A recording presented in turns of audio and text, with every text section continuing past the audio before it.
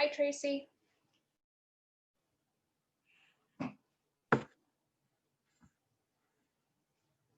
Don't hear you.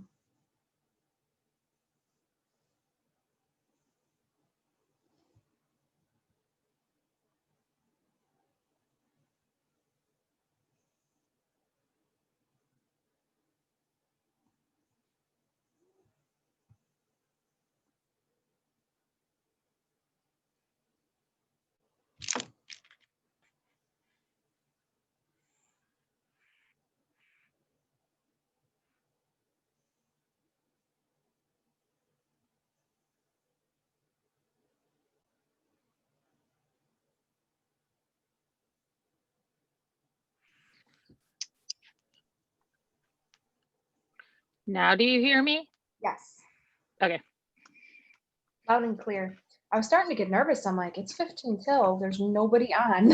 I was like, did something go out wrong? No. Hi, Brandon.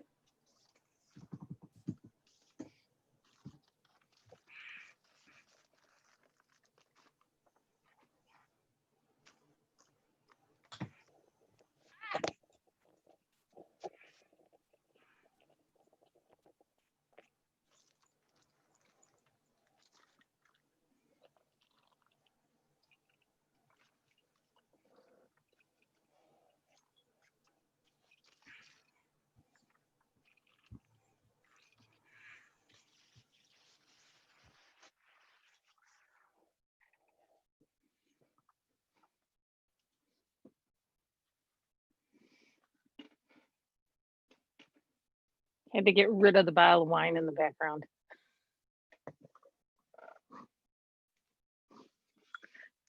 We always have one in case is needed. Brandon, you're muted. Break in case of emergency. I just said I have the screen here to hide my liquor cabinet. You know, it's an easy access for these meetings. Nice. And you don't know what's in here. No. It's coffee. I have my gingerbread cookies too beforehand. You're prepared.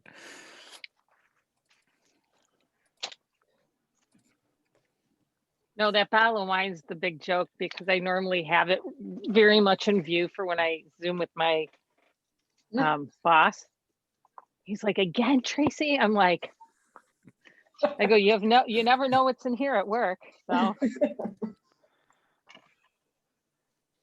Hello, Miss Mary. How are you?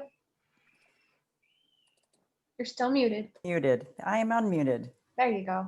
Okay. I didn't know you muted me upon entrance. So, Oh, I didn't know I did either. Sorry. it automatically mutes on entrance. That's it. yeah. Okay, so here's my real question. Uh-oh. Brandon, don't listen. How do you pronounce his company name? That's very cute. Oh, Houseal Lavigne. Houseal. Houseal Lavigne. Okay. Like Houseal. Yeah. That was the non-PC way John used to always explain it. Oh, really? Yeah. Houseal. Houseal Lavigne. Okay. Yeah. Yeah. And Lavigne, like Avril Lavigne, the pop star. Lavigne, I got it was the Yeah. Houseal. So I Or could think of all Adams. sorts of Houseal. Yeah. Houseal. Adam's cuter. We'll go with Adam Levine.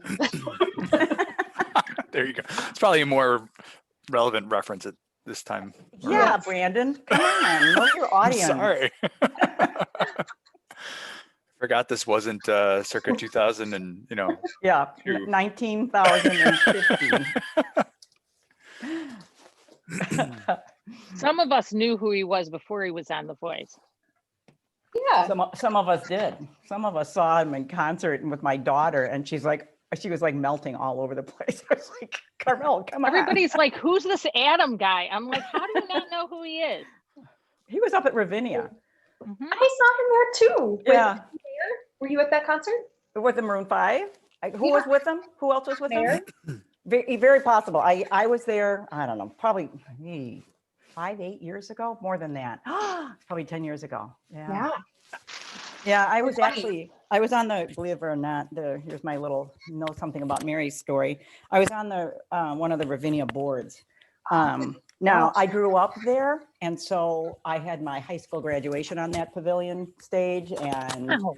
every weekend we were there listening to people like Janis Joplin and things like that. So not really, but you know, that era. And there was a lot of rock concerts there that the neighbors don't allow anymore. But so, Wow.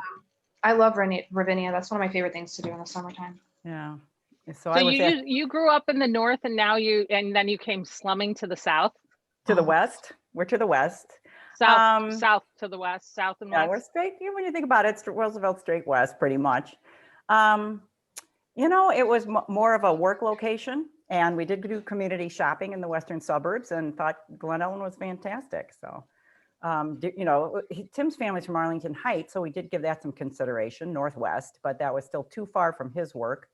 For me, I was working downtown, so I could actually train it from anywhere. But How long have you been in Glen Ellen, Mary? 30 years now. Yeah. Wow. Yeah. Still got you beat. Yeah, oh, you always will. So,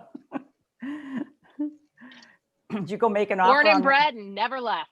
You gonna go make an offer on one of the Aver condos? No, So you but could- I should for my mom. There you go. You would be Like- surprised how many calls I've received already for a VAR. People give me a call all the time asking if there's availability, and I'm They always have a huge sign out saying now lease. leasing. Yeah. yeah.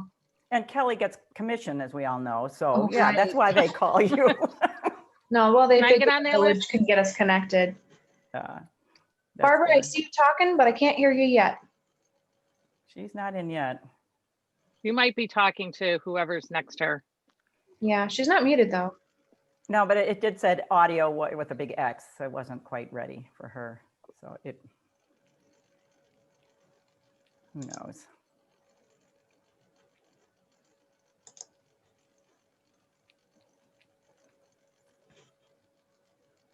Okay. Hey, Jamie. And hey, Mohammed, I could barely see you, but I know you're there. Hi, Jamie. Hi, Mohammed. There he is. There he is. Oh, hey, you had a great no shave November. I like that. I like your beard. Oh, you're muted, Mohammed. You're muted. You have to unmute.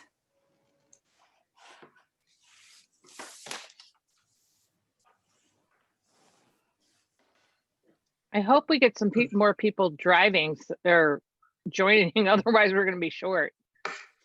No, Yeah, we're supposed we to got have 5 minutes. We got 5 Yeah. minutes. We're supposed to have a full commission tonight. Yeah. And let's move. Barbara, you should be in now. I just allowed you to come on over. I think that's her cell phone, correct? The Yeah. 1921. Yep. I'm learning. Just Can want you to hear know. me? Yes, ma'am. Yes. Okay, good, I'm in. Yes, Thank you. of course. So Kelly, how are you doing? We're hanging in there. It's been a crazy couple of weeks. We got a lot going on. Yeah, actually, Katie's not going to be joining us tonight. I think I did include her in your introductory remarks for this Yeah, evening. you did. Yeah. She is finishing up Pedway stuff to come to you guys for next week. We're finishing up the stuff for Glenwood Station. That's got to go out tomorrow to the village board. So it's been very, very busy. Well, those are all good things. Yeah, busy is good. And there's no chance that she'd just jump on if she gets everything done. She's She's not going to get everything done. okay. Okay. I'm just going to remove her from the comments. That's all. I didn't Yeah. want to. We're going to be Figure working out. 80 hours tomorrow, I think, to get everything accomplished. So. Oh my goodness. Oh my gosh, John, what happened? You're muted. You're muted, John. Well, that's my other problem. I'm muted. No, it's a spinal issue that I have that's developed for years, and it just my neck gets really sore, tired. That's all. So didn't get injured, but it's just a progressive problem, and the biggest cause of it is birthdays. Well, happy birthday then. Oh, thank you. And I'm happy to hear you. It's not something more severe. No, it's not. Okay, good.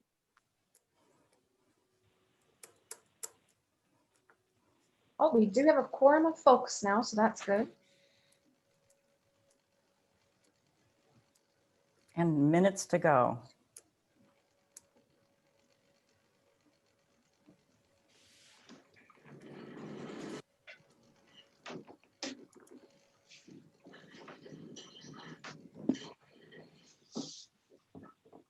Good evening, David.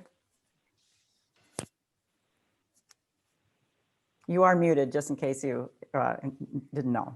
You're muted upon entry. Hi, how are you? We're good. Good. Glad you made it.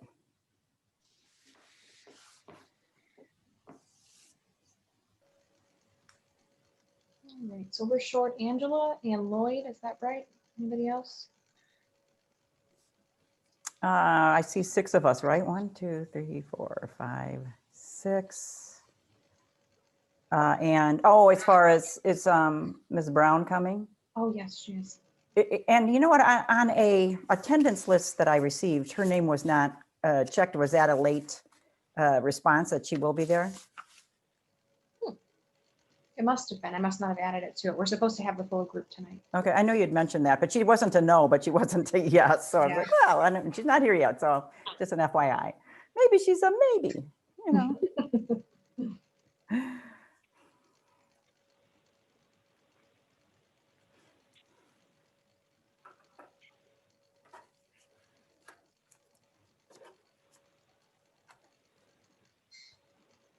All right, there's Lloyd.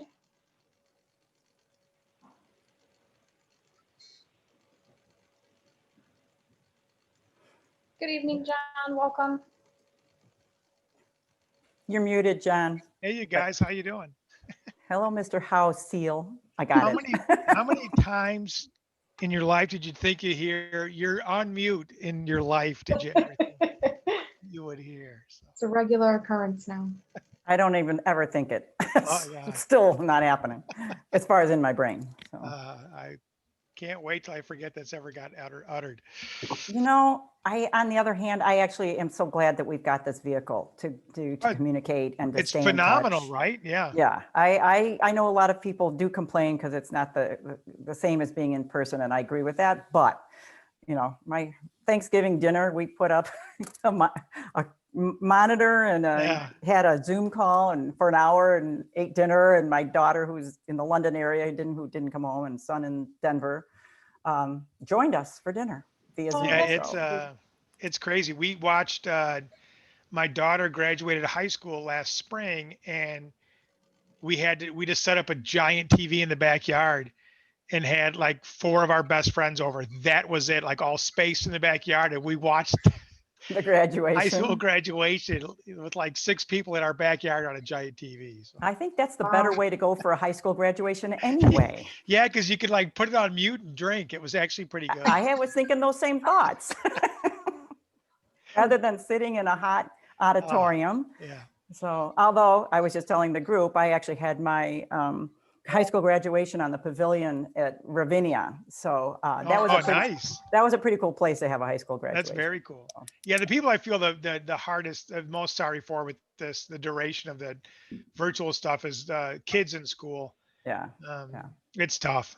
Yeah, I agree. All right, I think we've got everybody. I thought I saw her, but I still don't know whether Laura's joining us or not. I thought I saw her, but maybe I didn't. But. She was on for a second, but now she's off again. Yeah, but now she's off, but it is 7 o'clock. So I'm going to go ahead and call to order our meeting of Thursday, December 10th, 2020, of the Village of Glen Ellen Plan Commission. I do have some notes that I need to read. So while Laura's connecting, I can read those, and she'll be lucky enough to, because she's heard them before.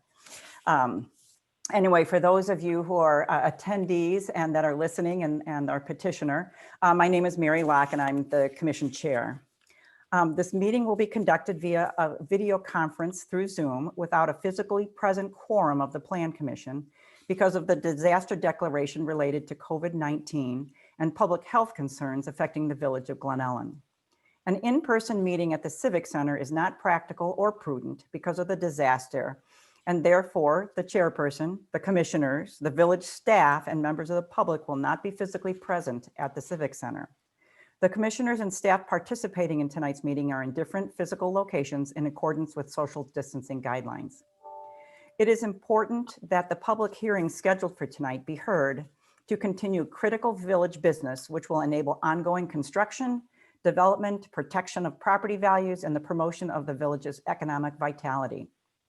At this point, I'd like to describe the remote proceedings of the Plan Commission for those of you who are not familiar with the process. We will open a public hearing and staff will begin with a brief introductory presentation. The floor will then be turned over to the village's consultant, Houseal, Lavigne Associates, to present the first half of the draft comprehensive plan, which is our main agenda item for the evening. The Plan Commission will have the opportunity to ask questions through the presentation. At the conclusion of the presentation, we will take public comment. Any comments received in advance of the meeting will first be read into the record, and then public participants may provide comments either through written comments or by speaking at the meeting. Following the reading of any written comments, members of the audience who wish to speak will be asked to raise their Zoom hands and will be called upon, unmuted, and given 3 minutes to comment. After you speak, you will be muted once again. Please note that there may be a slight delay between becoming unmuted and being able to begin speaking and be heard. Everyone who will be presenting information or asking questions to this commission during a public hearing will be required to do so under oath, and all comments will be recorded so that written minutes can be prepared of this meeting. Just a reminder that all speakers are asked to present their comments in a respectful and courteous manner. If inappropriate language or comments are expressed during this meeting, we will mute the speaker and end their participation. After the public comment portion of the meeting, no further comment from the public will be permitted. The Plan Commission will discuss the material that has been presented and provide formal feedback to Houseal, Lavigne and Associates. Since this is the first of a series of public hearings for the draft comprehensive plan, a recommendation to the village board will not be made at this meeting. Let's see. And just so you know, we actually will not even close the public hearing, and we will continue it until our next public hearing meeting, which will be, I believe, January 7th. Does that sound right? January 7th. With us tonight, for the benefit of those in the audience, we have our trustee liaison, Bill Enright, Community Development Director, Stacy Springer, who, is she here or are you here, Kelly? I don't I'm see her. here. She's going to be jumping on. She should be on. Okay, she may be, who will be jumping on. I know they have a lot going on, so she'll be jumping on and off, I guess. Associate Planner Cole Jackson, who may be here, but I haven't seen him either. And our consultants from Houseal, Lavigne Associates, who are John Houseal. He's here. He's raising his hand any minute now. There he is. And Brandon Nolan, and there he is with the headphones. And Barbara Dutton, our recording secretary. Barbara, would you please call the roll? Yes. Chairperson Locke, Here. Plan Commissioner Barry, Here. Plan Commissioner Brown, Here. Plan Commissioner Fenella, Here. Plan Commissioner Hemming-Litwin, Here. Plan Commissioner Mulheron, Here. Plan Commissioner Rodeman, Here. Plan Commissioner Said, Here. Plan Commissioner Vondruska. Here. Chairperson Locke, we have a quorum. All right, thank you very much. Since we have a quorum, we can proceed. What I need is a motion to allow the remote participation by the Plan Commission. I need a motion, please. So moved. A second. Second. So we have a motion by Ms. Hemming-Litwin and a second by Mr. Vondruska. Barb, could you do a roll call vote, please? Certainly. Plan Commissioner Hemming-Litwin, Yes. Plan Commissioner Vondruska, Yes. Chairperson Locke, Yes. Plan Commissioner Barry, Yes. Plan Commissioner Brown, Yes. Plan Commissioner Fenella, Ms. Vanilla, yeah, thank you. You're welcome. Plan Commissioner Mulheron, Yes. Plan Commissioner Rodeman, Yes. Plan Commissioner Said. Mohammed, you're muted. Yes. Okay. Motion passes unanimously. Okay, thank you very much. The next agenda item is really a public comment portion for anybody who is here in the attendee list that wants to speak to the Plan Commission on an item that's not related to tonight's agenda. Tonight's agenda being the comprehensive plan. So if anybody's here to speak to the Plan Commission on something other than that, now's the time to raise your Zoom hand, and we'll give you a few minutes to speak to the Plan Commission. And I'm kind of watching the Zoom hands, but I don't see anything going up. So we can move on to the approval of the draft minutes from November 12th, 2020 Plan Commission meeting. May I have a motion to approve the minutes? I make a move. Okay, and a second? Second, Second. All right, I heard two of them, but I think I heard, who did I hear first? There was a female voice. Vanilla? it was me, Tracy. Oh, it was Tracy, okay. And so yeah, I didn't ask, are there any discussion on the minutes? I'm assuming the answer is, okay. We do have a motion from Ms. Hemming-Litwin. No, I got a second from him, motion from Vendruska, and second from Hemming-Litwin, and I'd need a roll call vote, please. The Barbara. motion was from Mohammed. Mohammed, thank you for the clarification. Okay, I will proceed.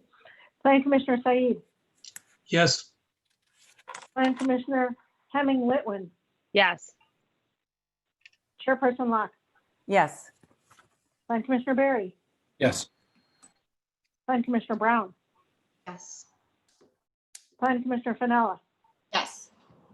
Plan Commissioner Mulheron, Yes. Plan Commissioner Rodman, Yes. Plan Commissioner Vendruska. Yes. Motion carries. okay, thank you very much.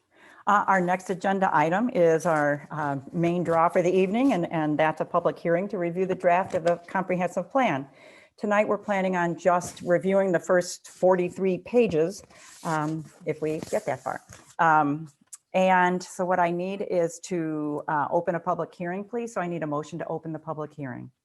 So moved. And I need a second. I second. Thank you, Mohammed. So we have a motion by Hemming-Litwin, and then we have a second by Commissioner Said. Barbara, may I have a roll call vote, please? Plan Commissioner Hemming-Litwin, Yes. Plan Commissioner Said, Yes. Chairperson Locke, Yes. Plan Commissioner Barry, Yes. Plan Commissioner Brown, She said yes. Plan Commissioner Fennella, Yes. Plan Commissioner Mulheron, Yes. Plan Commissioner Rodman, Yes. and Plan Commissioner Vendruska. Yes. Okay, thank Motion you. passes. No, public hearing is now open. The first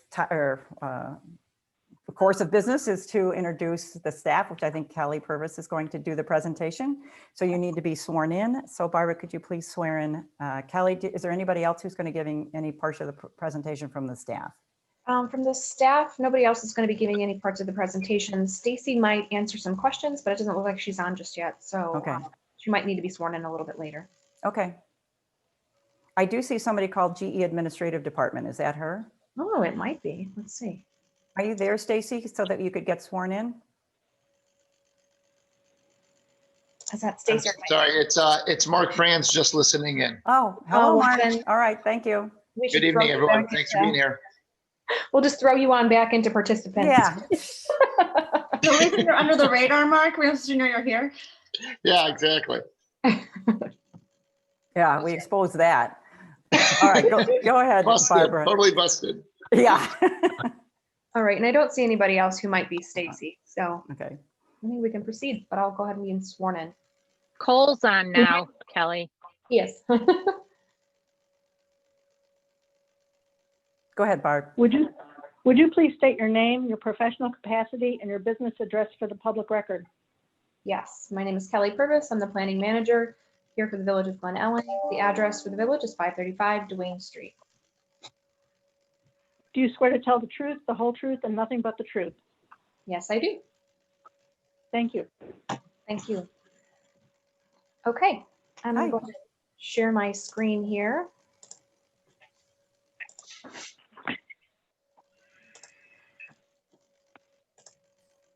There we go.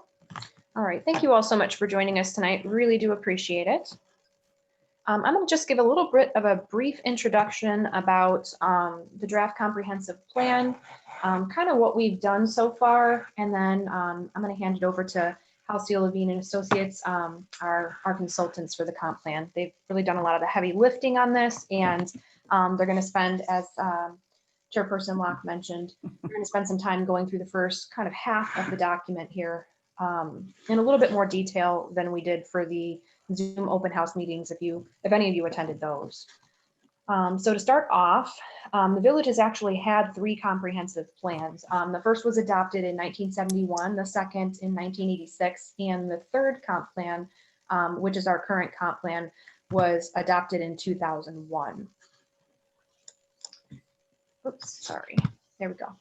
The village hired Houseal, Lavigne Associates, I'll just refer to them as HLA because it's a mouthful, back in July of 2018 to help us to update this 2001 comprehensive we've been working from. The typical lifespan for a comprehensive plan is 10 to 15 years generally. Outside of that span, the document tends to become a little bit outdated and some of the information within it becomes a little bit obsolete. So we're a little bit late in updating this, but it's time, and we've been working through it for a couple of years now with HLA. Upon starting to work on this document, we created a comp plan work group. The work group consists of 2 trustees, 2 plan commissioners, and village staff. And this work group has kind of helped to look over different sections of the document as they have been completed. So we do have kind of an advisory committee, an ad hoc committee that's been reviewing the document over time. We have done a lot of work on this plan. I know this is the first time that the full document is being presented, but I wanted to note a few things that have been done to date to kind of get the plan to where it is today. That work group that I just talked about, we had a kickoff meeting for that group of folks. We've done a lot of background research and data collection. There's a project webpage that's been created by the consultant team. We held stakeholder meetings, comprehensive plan posters in different venues to engage the public and to kind of get them to go to the webpage and fill out surveys and things like that. We did 3 digital surveys for consultants. The consultants did 3 digital surveys for youth, residents, and businesses. The HLA also prepared an issues and opportunities memorandum that was reviewed by the work group, and it has also been reviewed at a public meeting by the Plan Commission. They also prepared the downtown sub-area plan that's been looked at already by the work group, by the Plan Commission, and also by the village board at a public meeting as well. We also did an open house back in 2019 for the 6 Catalyst sites. You'll get to see a little bit of those tonight, but we did get some feedback from the public on that piece. And then the whole draft comprehensive plan document was then prepared. Now, there's been a lot of work done just on this whole draft document as well. The work group has reviewed this. We did hold 2 virtual public open houses on the whole draft document as well. Over the last year, HLA and village staff have also been working with various village departments. We've been working with the library, COD, the Forest Preserve District, school districts, lots of different stakeholders to take their feedback in as well on the draft comprehensive plan, certain sections of it, and to incorporate all of that feedback into the document as well. So we arrived here this evening, and we're kind of out here in this area somewhere where the plan has been drafted, and we're kind of somewhere in between, you know, really close to adoption of the plan. So for tonight's meeting, we're going to cover, as Chairperson Locke mentioned, the first 43 pages of the document. Brandon Nolan, who I'll introduce in just a moment, will be going through presenting most of that information and covering a lot of the things that I had just mentioned, but he'll go through an introductory kind of slide or 2 to kind of let you know what we're going to be covering tonight. The second meeting is going to be held on January 7th. We're going to continue the public hearing to that date, and then we'll last half of the draft plan. The last meeting is going to be at a date to be determined. The complete revised document will be presented at that last meeting. And then in order for the plan to be adopted, it needs to be presented to the village board. So after the plan commission makes their recommendation to the village board will take a look at the plan. As of right now, we do have 3 meetings scheduled before the village board. We're planning on a workshop meeting to kind of discuss some of the key recommendations that are within the plan. Some of the hot button issues like parking ratios and building height and that sort of thing.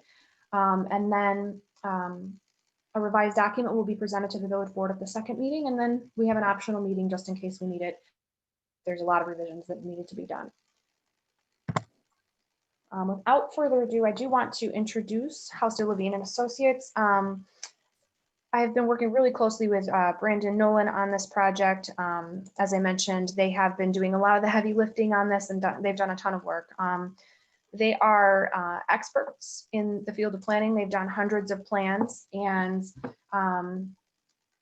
we've trusted them to do a really great job for us, and they put together a nice document here. So there are a couple of items that before I turn it over to Brandon, I wanted to note that we were hoping the Plan Commission would provide some feedback on after the presentation is finished. So there's a couple of items throughout the plans, and we've noted different pages, and we can come back to this after they presented, but some things that we'd like the Plan Commission to think about and discuss a little bit, in addition to whatever might come up throughout the presentation that you might have comments or questions on.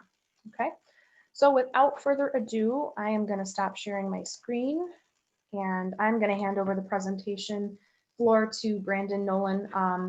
And I know Mary did introduce everybody in the beginning, but Brandon Nolan has been our project manager and our consultant on this. As I mentioned, we've worked really closely on this project together. John Houseal is the principal and co-founder of Houseal, Lavigne Associates.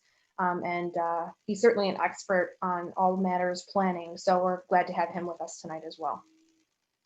All right, thank you, Kelly. Before we turn it over to HLA, does anybody have any questions for Kelly? Okay, from the Plan Commission. All right, I don't see anything. So can we swear in, Barbara, can you, excuse me, swear in Brandon and John? Okay, Barb, you seem to be muted again. I could see you talking, but I could not hear you. All right, let me try this. Yep, that works. Would you? Okay, good, thank you. Would you please state your name and address for the public record? John Houseal with Houseal Lavigne, business address 188 West Randolph, Chicago. And Brandon Nolan with Houseal Lavigne, business address is 188 West Randolph, Chicago. Thank you. Do you swear to tell the truth, the whole truth, and nothing but the truth? I do. I do. Thank you. All right. All Well, right. thank you very much. Yeah. Sorry, Mary. Can I Oh, get that's started? okay. I was gonna say, gentlemen, take it away. So you read my mind. So go for it. All right. So I'm going to walk you through about a 20-minute just kind of overview presentation of the plan content for the first half of the plan up through the Roosevelt Road sub-area plan. John will chime in kind of as needed, but really wanted to kind of dedicate most of our time to having a conversation with you all. So we're going to try to keep the presentation portion brief here, but I'll go ahead and share a screen. Go to PowerPoint. Is that coming through? Mm-hmm. Yes. Great. Okay.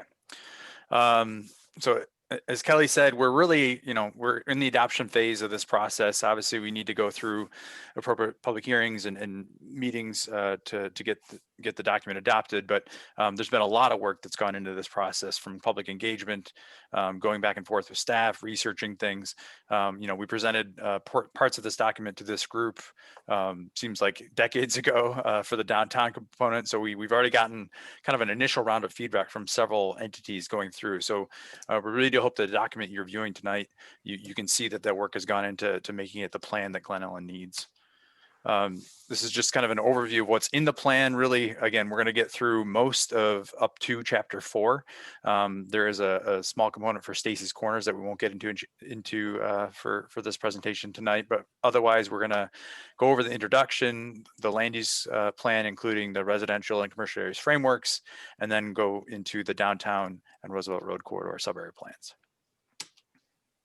So as this group is probably very familiar with, sorry, there we go.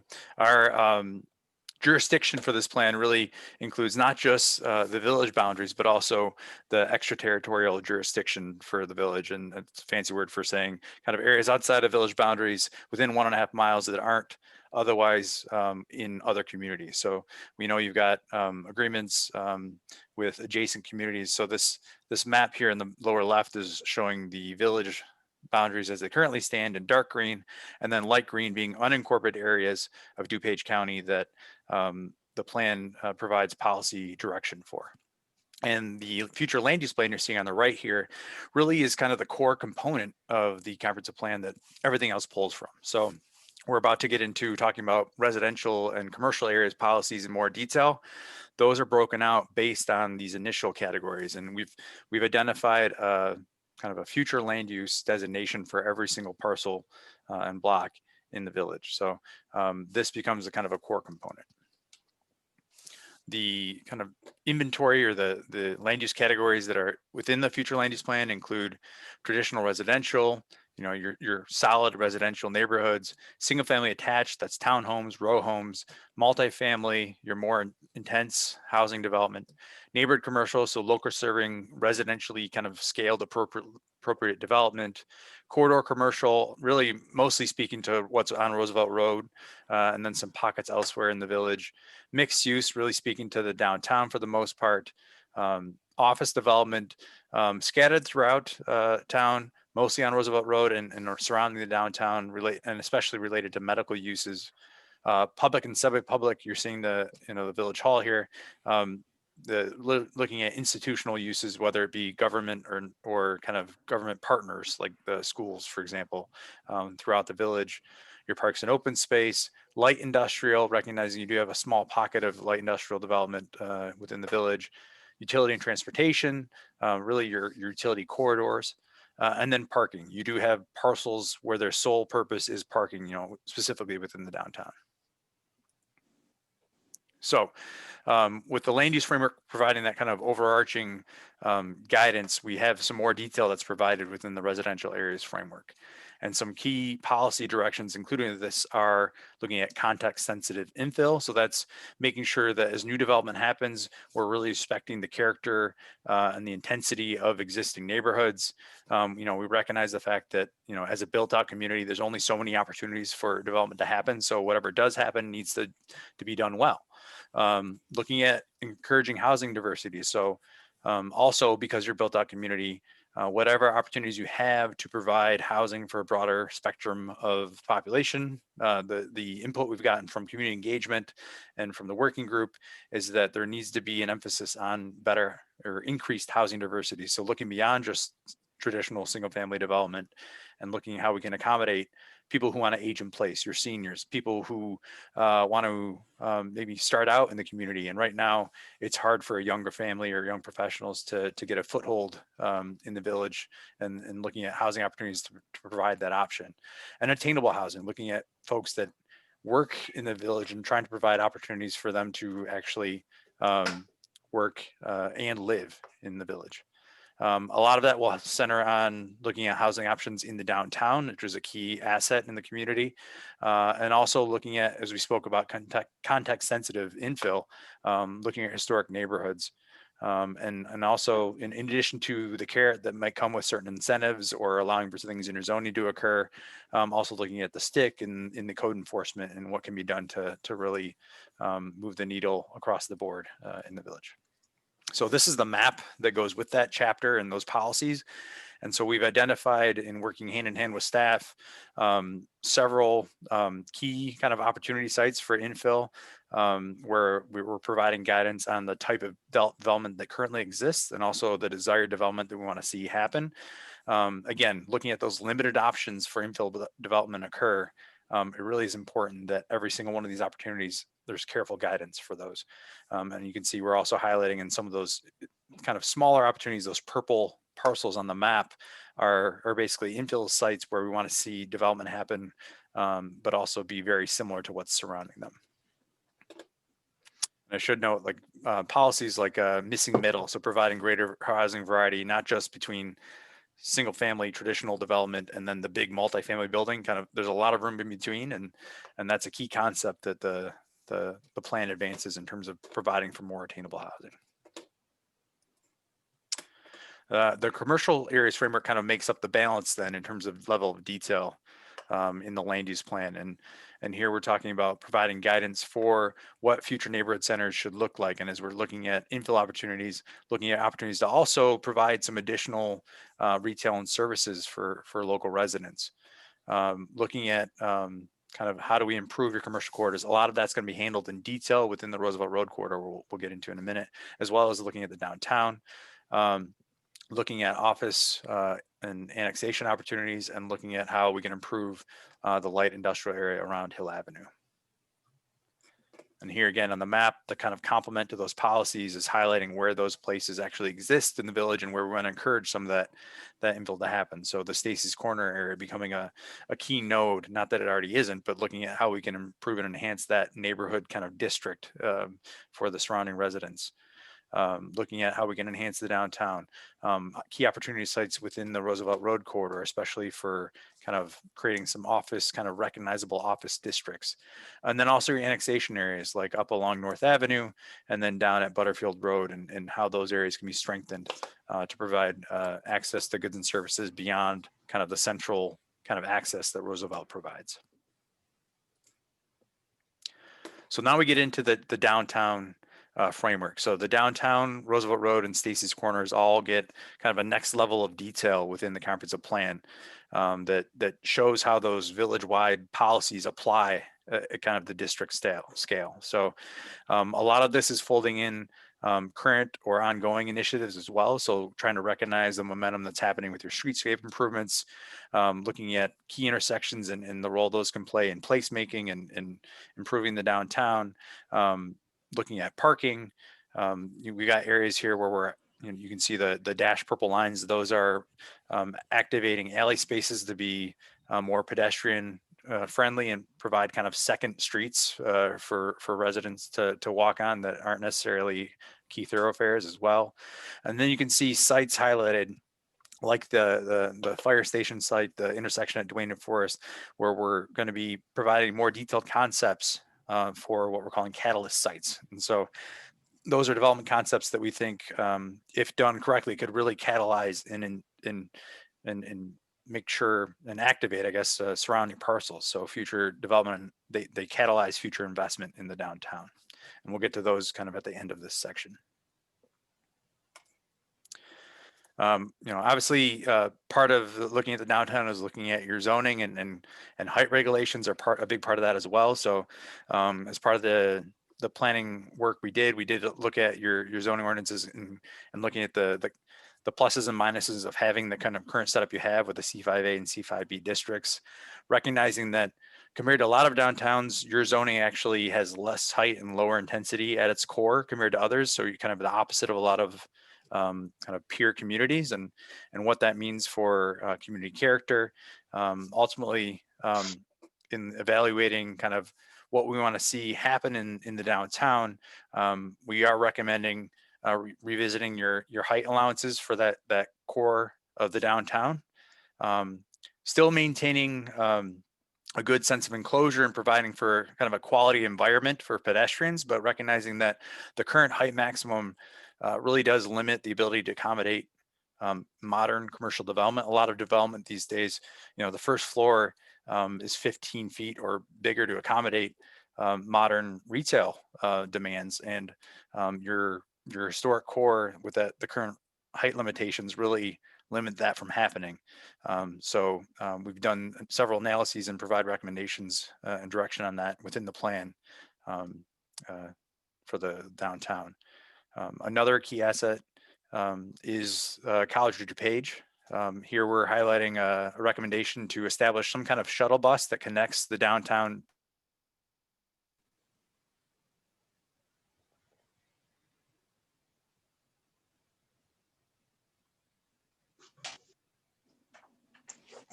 All right, did we lose Nolan or? Hey, COD Brandon, levy.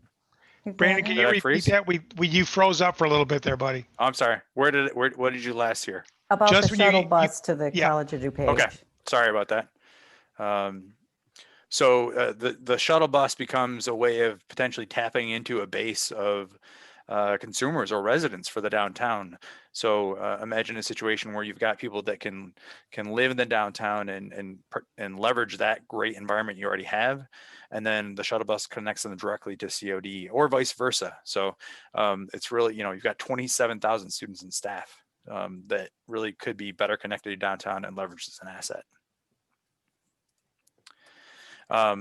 Obviously, in looking at downtown, we have to talk about parking as well. So we looked at your current inventory, recognizing recent improvements with the Civic Center garage, and really addressing kind of where is that imbalance happening. We're obviously seeing, a lot of your parking is concentrated south of the tracks. So as future development happens, we want to encourage additional parking on the north where we can, and also looking at how we can kind of leverage that parking to facilitate and be an asset for existing users.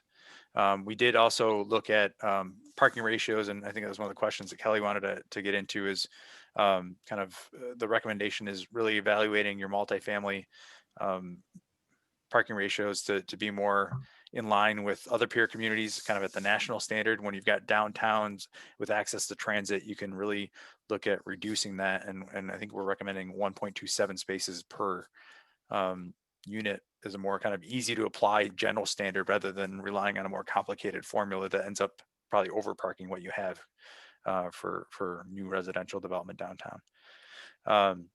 And then this graphic is highlighting a mix of kind of two different types of opportunity sites, the catalyst sites I mentioned previously, and then also looking at kind of similar to the residential framework where we looked at individual sites and really honed in on what would be appropriate for some of these more kind of additional key assembly opportunities where we're not saying, the development is going to happen exactly like this, but these really represent a collection of parcels that could be kind of assembled and really accommodate something better and more unique and in line with the vision for the downtown.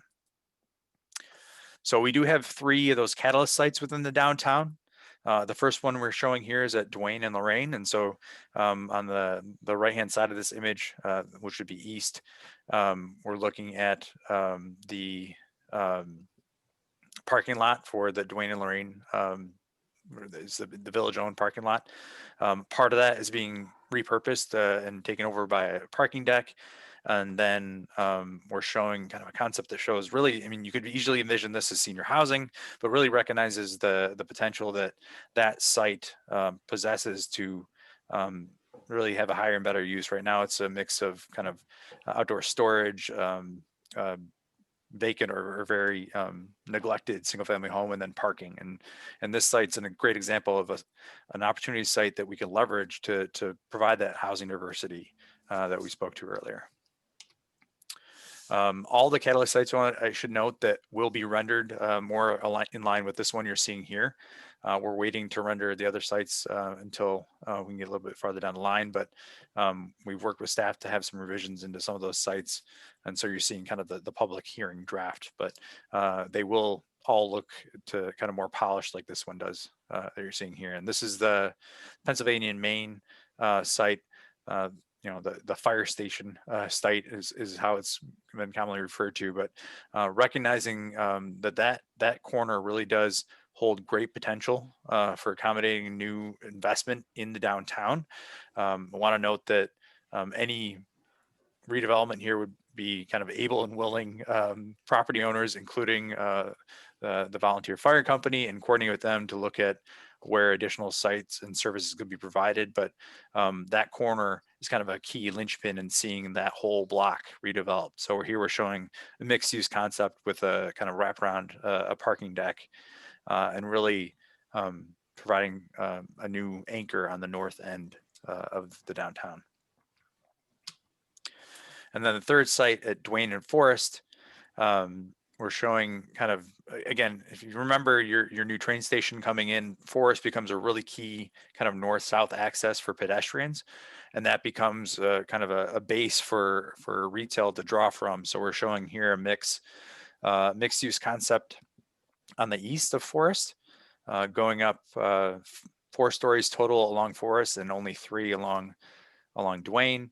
And that's got again a deck behind it. We're actually, as part of this, showing the park being expanded a bit so that can function more as a central kind of node in the downtown and provide more of an amenity. Right now, it's very difficult to activate that space. It's kind of an odd configuration, but this really shows you a greater potential for that park site.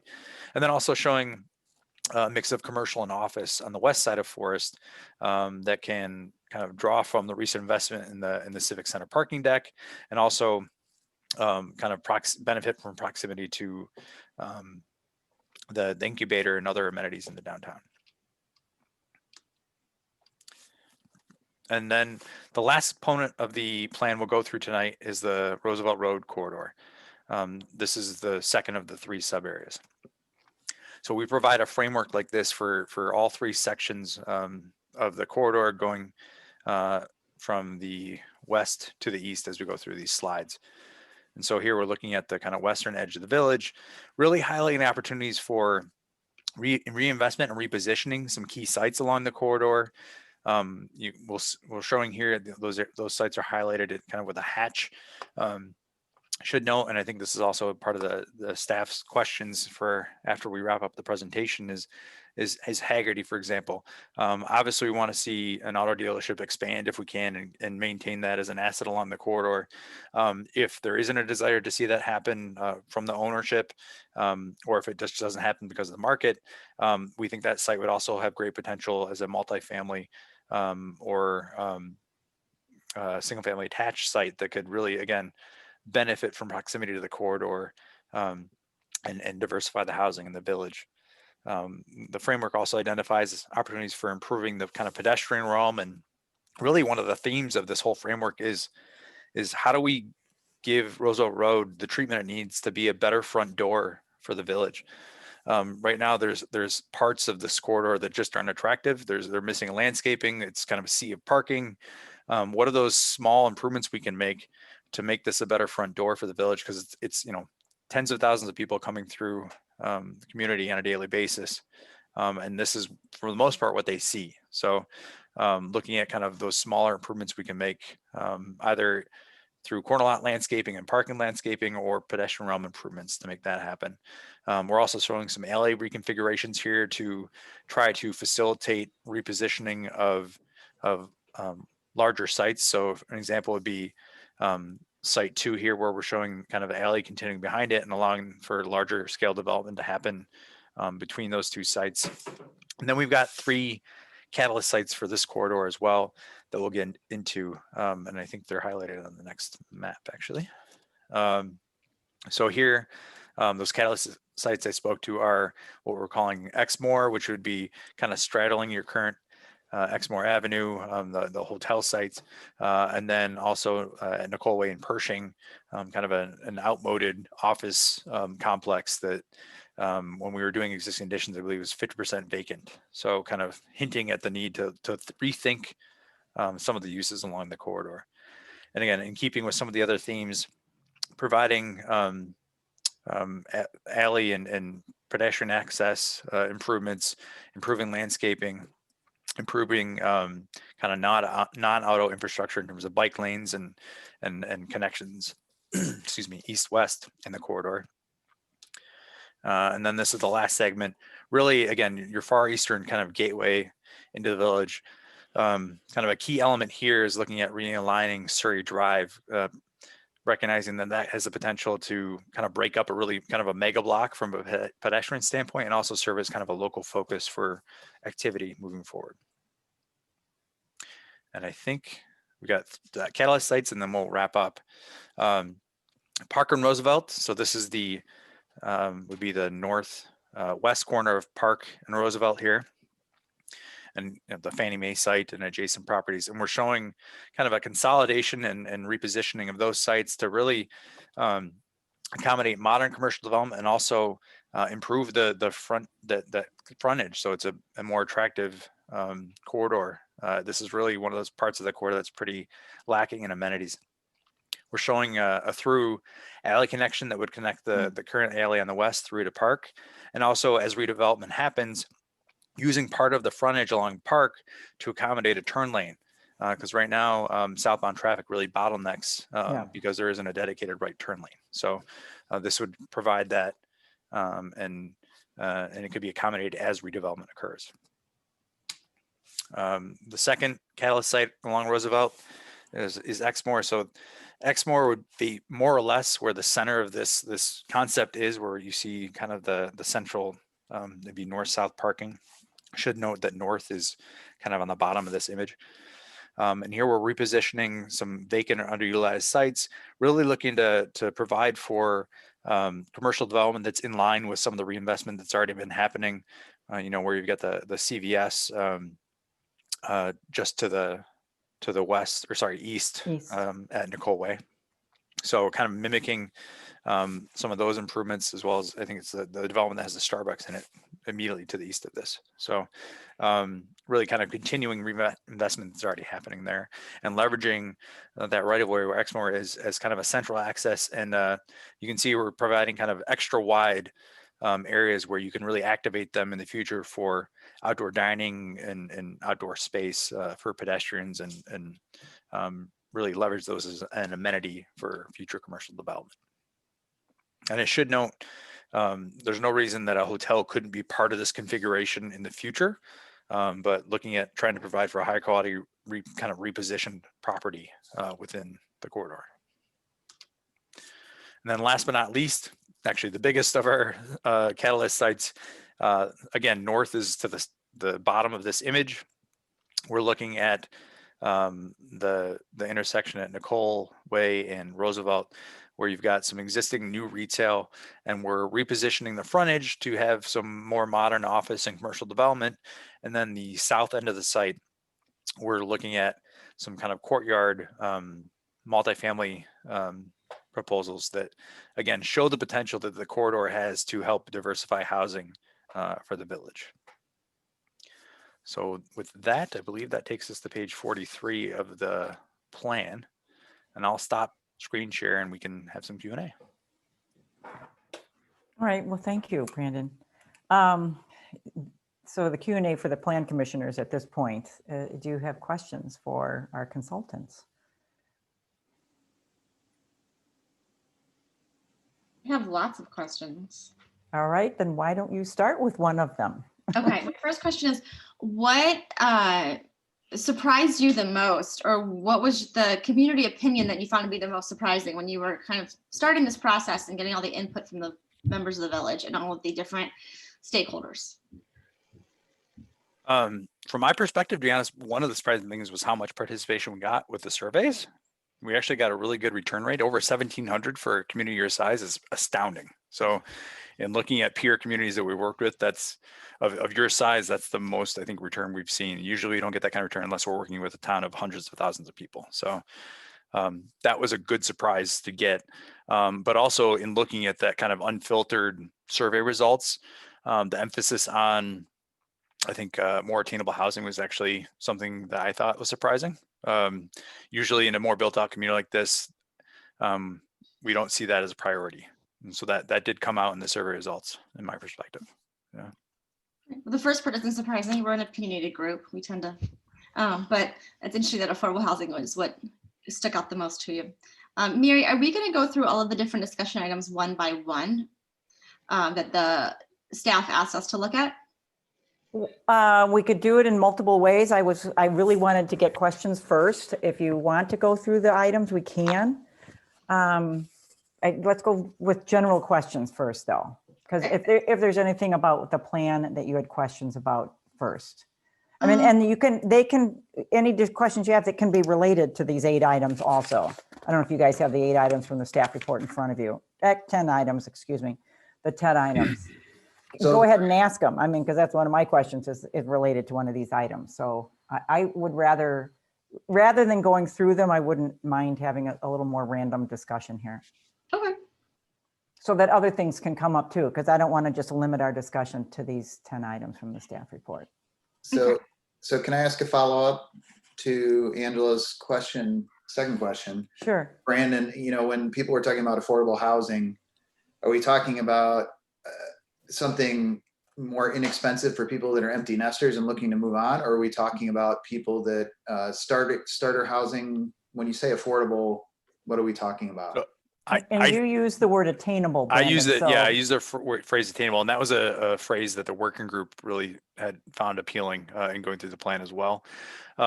So, yeah, the comments we were getting in survey results, like in kind of what kind of residential development would you be open to, for example, senior housing was very much there, and starter housing came through in the comments as well. And both of those kind of fall in that general category of attainable. I think oftentimes people conflate attainable with affordable housing, and which is fine because you're often talking about price points, but then they go take the extra leap of saying, well, that means subsidized housing or low income housing. And I don't think that's necessary. That's part of it, but that's not the whole part of the discussion.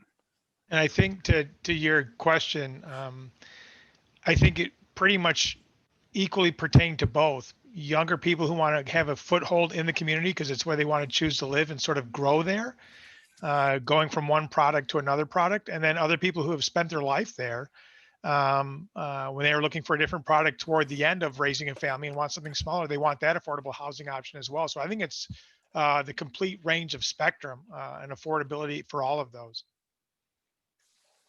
Can I piggyback off Jamie's question? Sure. As someone who moved into the village with young children, I've heard from a lot of peers that it's hard to find those entry-level housing points when you have children. You're coming out from the city and you're looking in that like $300,000 to $500,000 range, and it just doesn't exist.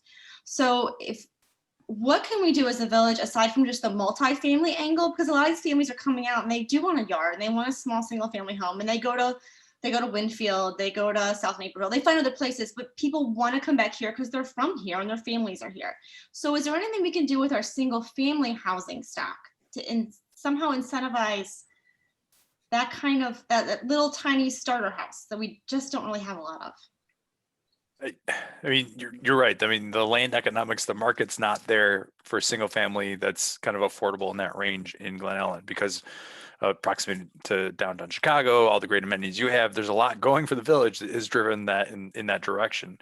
But I guess I want to make sure we're clear, just because we're not talking about single family development doesn't mean there's not other options before you get to the multifamily kind of 10-unit building. And I think that's part of what the plan's trying to convey is that there's other kind of missing middle options we can talk about. And actually, one of the options we had pitched for one of the catalyst sites, the Dwayne and the Rain catalyst site, was kind of a townhome kind of shared space housing concept, and that would provide for very single family like housing units that just share the open space together. And so there's a range of options out there besides the traditional single family with a fenced in backyard and a garage.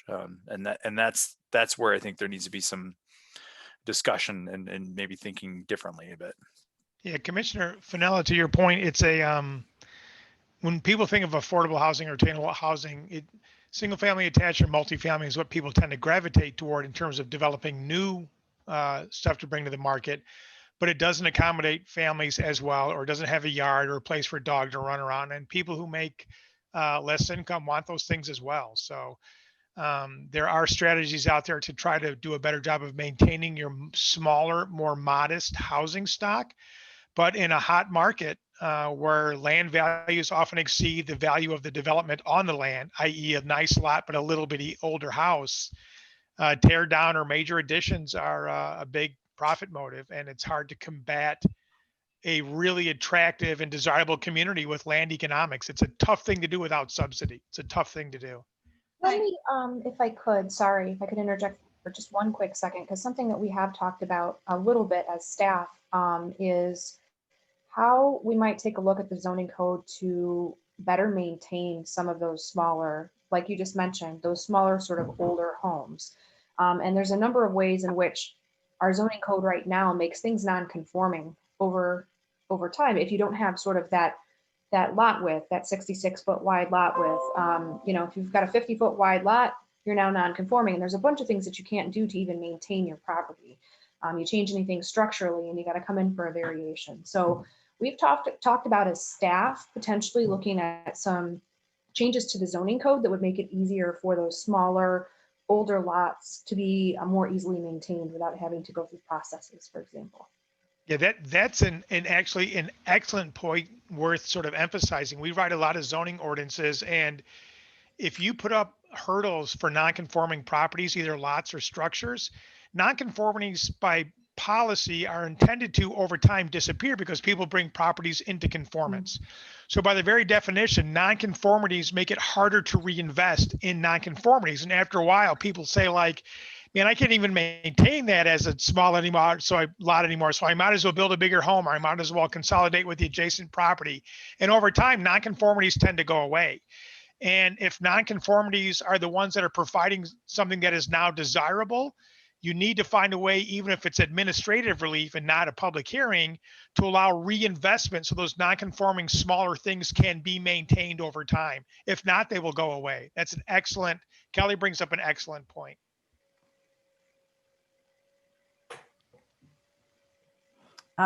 Other plan commissioners members have questions for our consultants. Yeah, go ahead, Laura. The US Bank site that looks like is positioned to be redeveloped and then partially divided, the lot divided for a park. Have you ever explored taking that whole site and making it like a downtown park?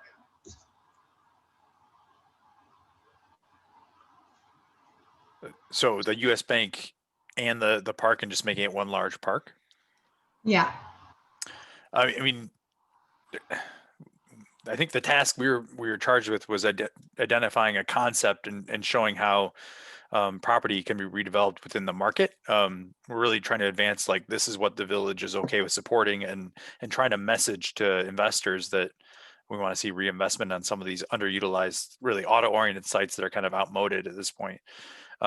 Doesn't mean that providing a larger park in the downtown isn't necessarily desirable, but it was kind of counter to direction we were given, which was like really about private property owners working with the village and seeing reinvestment.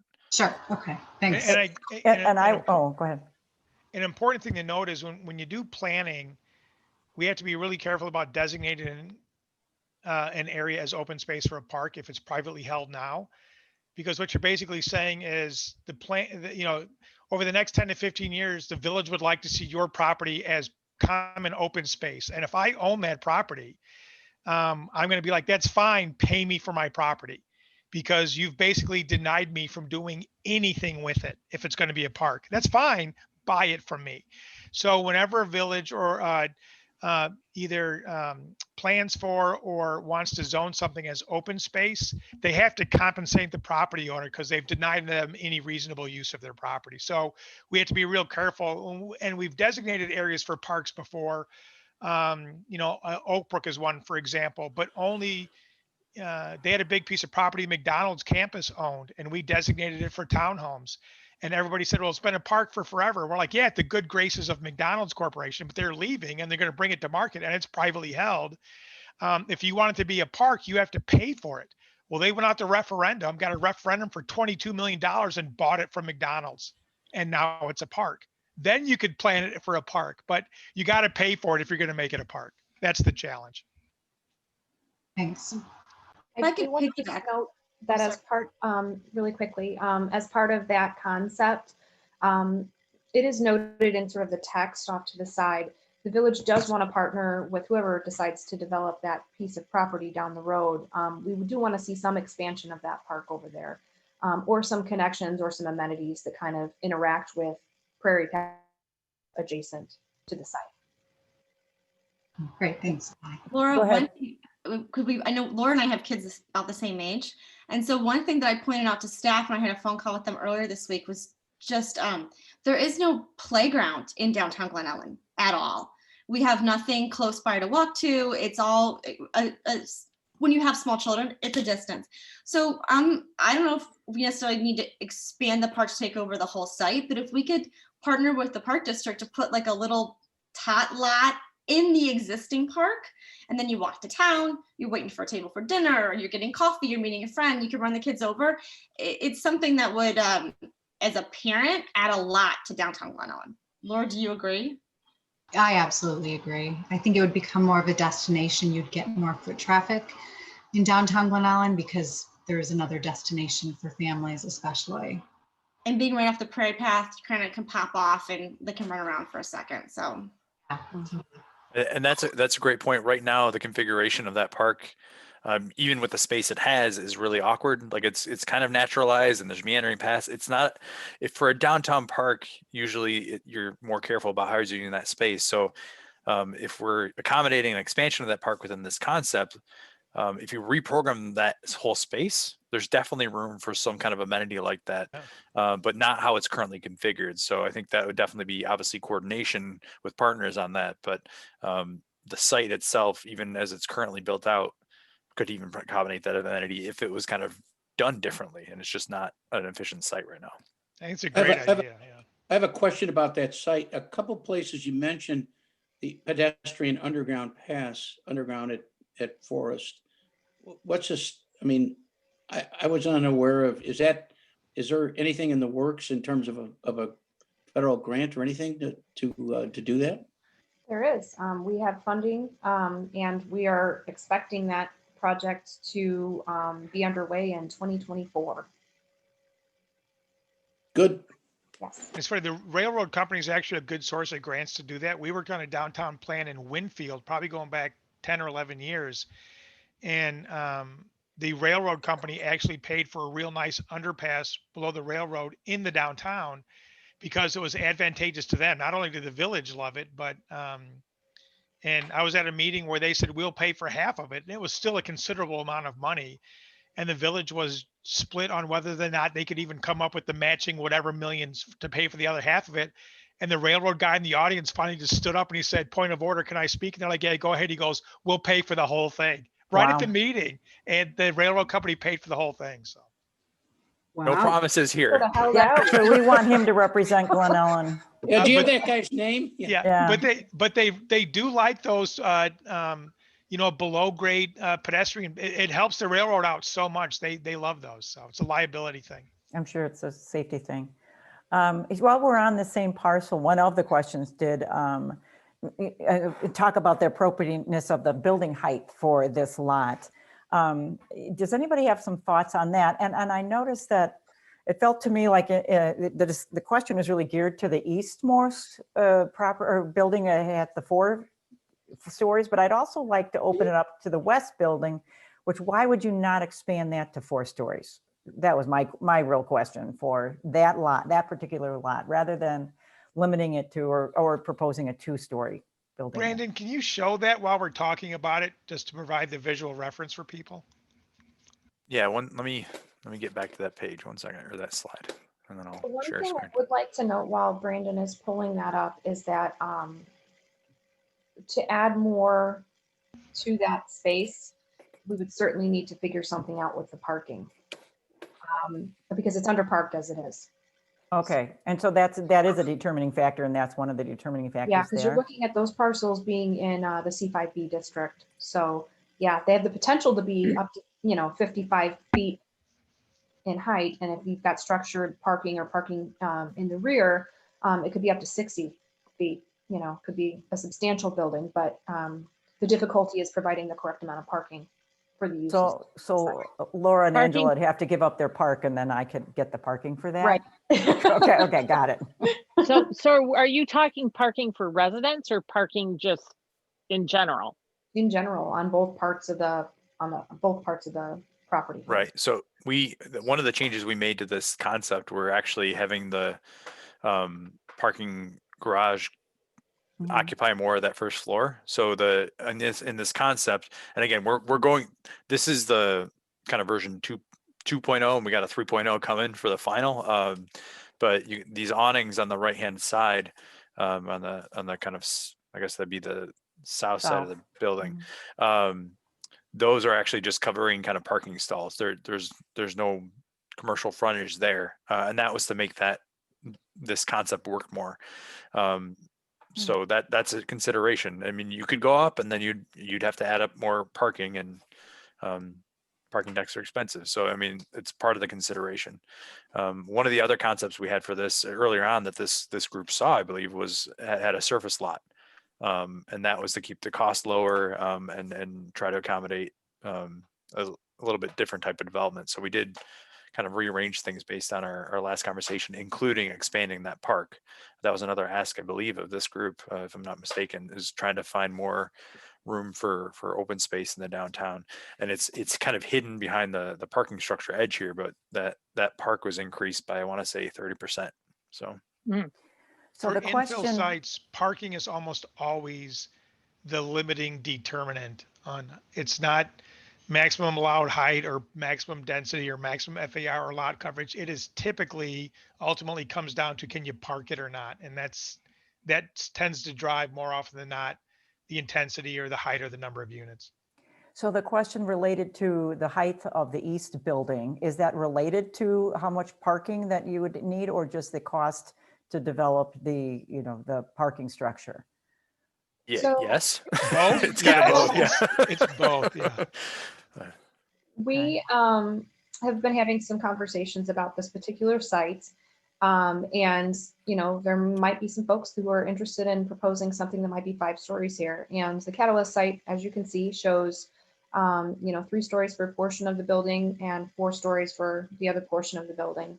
And we just wanted to kind of get the feeling from this group on if you think, a 5-story structure would look appropriate in this location. It's kind of a little bit, further out from, the denser area of downtown. So I think staff was just kind of looking for feedback on how the group feels about a little bit more density in this location. I think it's a perfect place for more density. I'm thinking the same thing. And even if you had to put the parking in the building to, raise it up a little, but only because you've got some very tall apartment buildings on the south side of Duane, a little east of there, right by Park. Right. And it's surrounded by commercial. And so I guess my personal feeling is that you could be a little more dense there especially than it is now. So, but I didn't know how the rest of the group. Yes, Ms. Springer. Welcome. Hi, I have been wanting to interject, but I am not sworn, so No, I you're have not not. said anything yet. And I would love to be sworn. I'm sorry that I joined late, but I think I could probably help answer questions if I get sworn in. Okay, Barbara, could you please swear in Stacy Springer?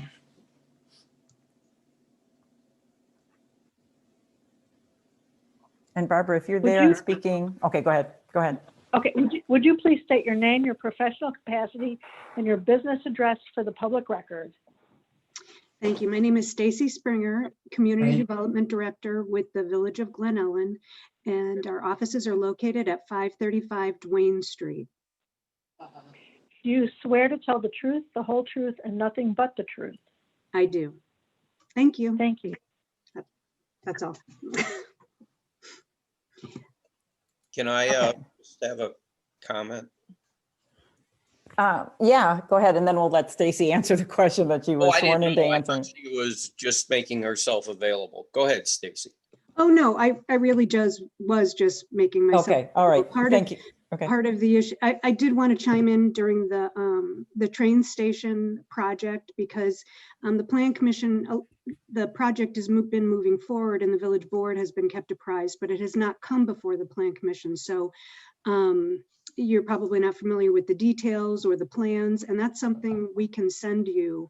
There is some information available on the village's website. The project, last time I heard, and this may be out of date, but is over or approximately $21 million. And the village has been very successful in getting grants. And as of now, we believe about $18 million of the $21 million is covered. So we do have some deadlines in order to move forward with that. And therefore, it could be as early as 2024 that we start moving forward with that project. So we'll make sure we get out to the Plan Commission some information on that, because it really does impact when you're considering other developments in the downtown.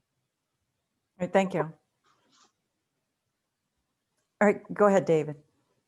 Yeah, I just a couple comments on, and this image is a good one to talk about. You know, the task here is to try to give some tangible kind of suggestions for these catalyst sites. And, you know, I think some of the things that go on with this area is good, and trying to get the density on the east side of Forest. I think there's some valid thought to that. My biggest concern, and I expressed this through last year when we had these meetings, and I still think it's a really important one, and it piggybacks on some of the other commissioners' comments, is we need some better open downtown space that helps us define and give our downtown a little more vitality, or the ability to draw people and keep people, rather than just draw people that are walking past to get to a restaurant. I don't think the Prairie Path Park is really the place where we might or should be investing, and thinking that to be a center. I think there's maybe some opportunities, maybe part of this, the western part of this site, or some other opportunities. But I do think, you know, we got to step back a little bit. The task that's being put before us is a huge one. And I think these little snapshots are very helpful, both to us as a commission as well as to the public, to put some ideas and know that there are, you know, some potential for some of these sites that we're focusing on. But I think we also should step back and realize that, you know, maybe there's some significant ways that we can really improve our downtown. And I do think the open space, or the idea of a central identifiable open space, is still something we're lacking. And I would hope that would be, it may not be easy to identify, but I would hope that would be somehow rolled into this exercise.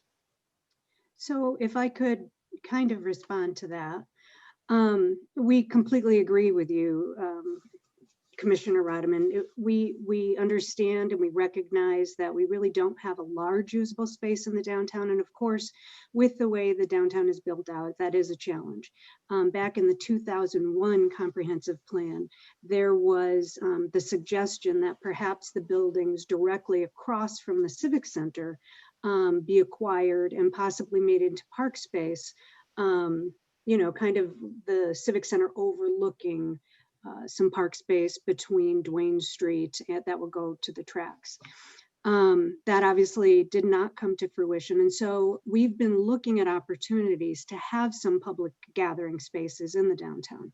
So in conjunction with the streetscape project, again, which is not something the Plan Commission has necessarily been highly involved in, but we can certainly send you information on that, because I think, again, some of these projects that are happening outside your scope really do impact and would help fully form kind of a picture as you are considering development projects and other zoning changes. So we will put that on our list. But in that streetscape plan, we have been looking to add maybe up to 4 pocket parks, little gathering spaces that we would enhance with either fountains or some sort of seating areas, possibly art areas. And one is at the corner in front of the fire station. One is over at Shock Square.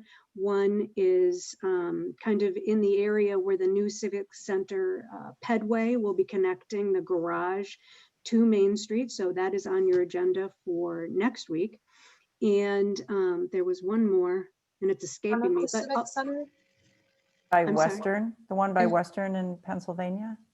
Was a Oh, pocket park? that's volunteer, volunteer park as Okay. well. We could look at enhancing that. But in front of the Civic Center as well, there was some look at maybe some amphitheater type seating or something. Also, the idea was to kind of in conjunction with the redevelopment of the US Bank site, increase the footprint of the Prairie Pack Park and make it, rather than long and linear, some sort of more usable space. Obviously, the idea of a tot lot or some sort of playground activity is a great idea.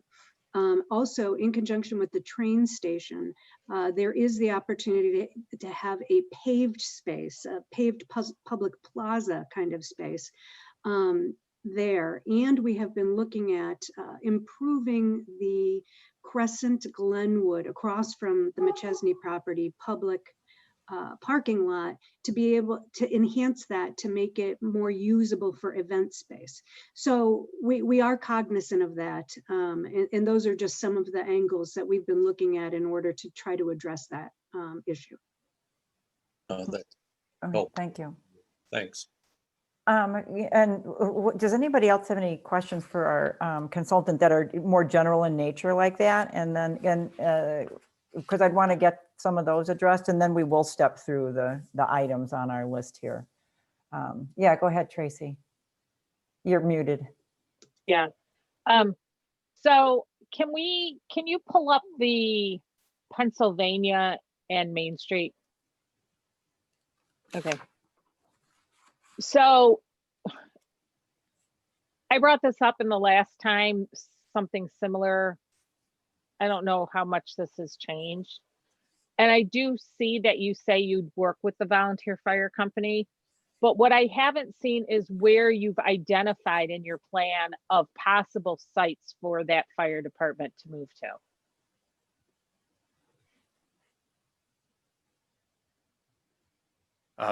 Yeah, we have not identified alternative sites for the fire company. That's, I mean, that would have to be, I think, a whole process with the company to figure that out. Yeah.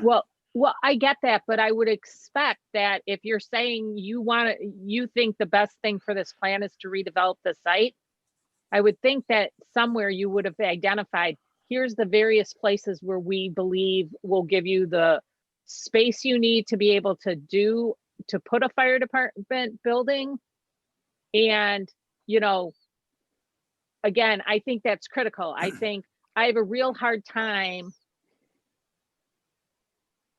saying, oh, look, the comprehensive plan says we should redevelop the site, but we really haven't thought about where else this could go within for service. Number one, service to the community, which is first and foremost, right? Because, you could propose a site where it just doesn't fit.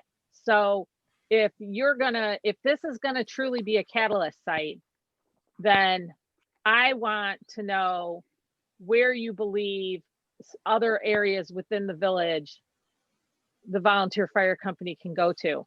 And I actually believe the fire company can probably talk to, if you come up with 4 or 5 different sites, whether or not those are really legitimate sites for them to possibly move to if they chose to at a later date. Okay.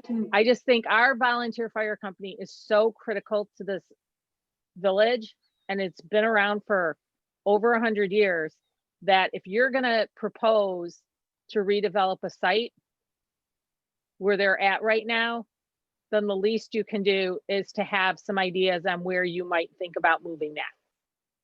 Go ahead, Stacy. You said you have some response to that. Yeah, so thank you, Commissioner Hemming-Litwin. We recognize that this is a challenging site, a catalyst site for redevelopment.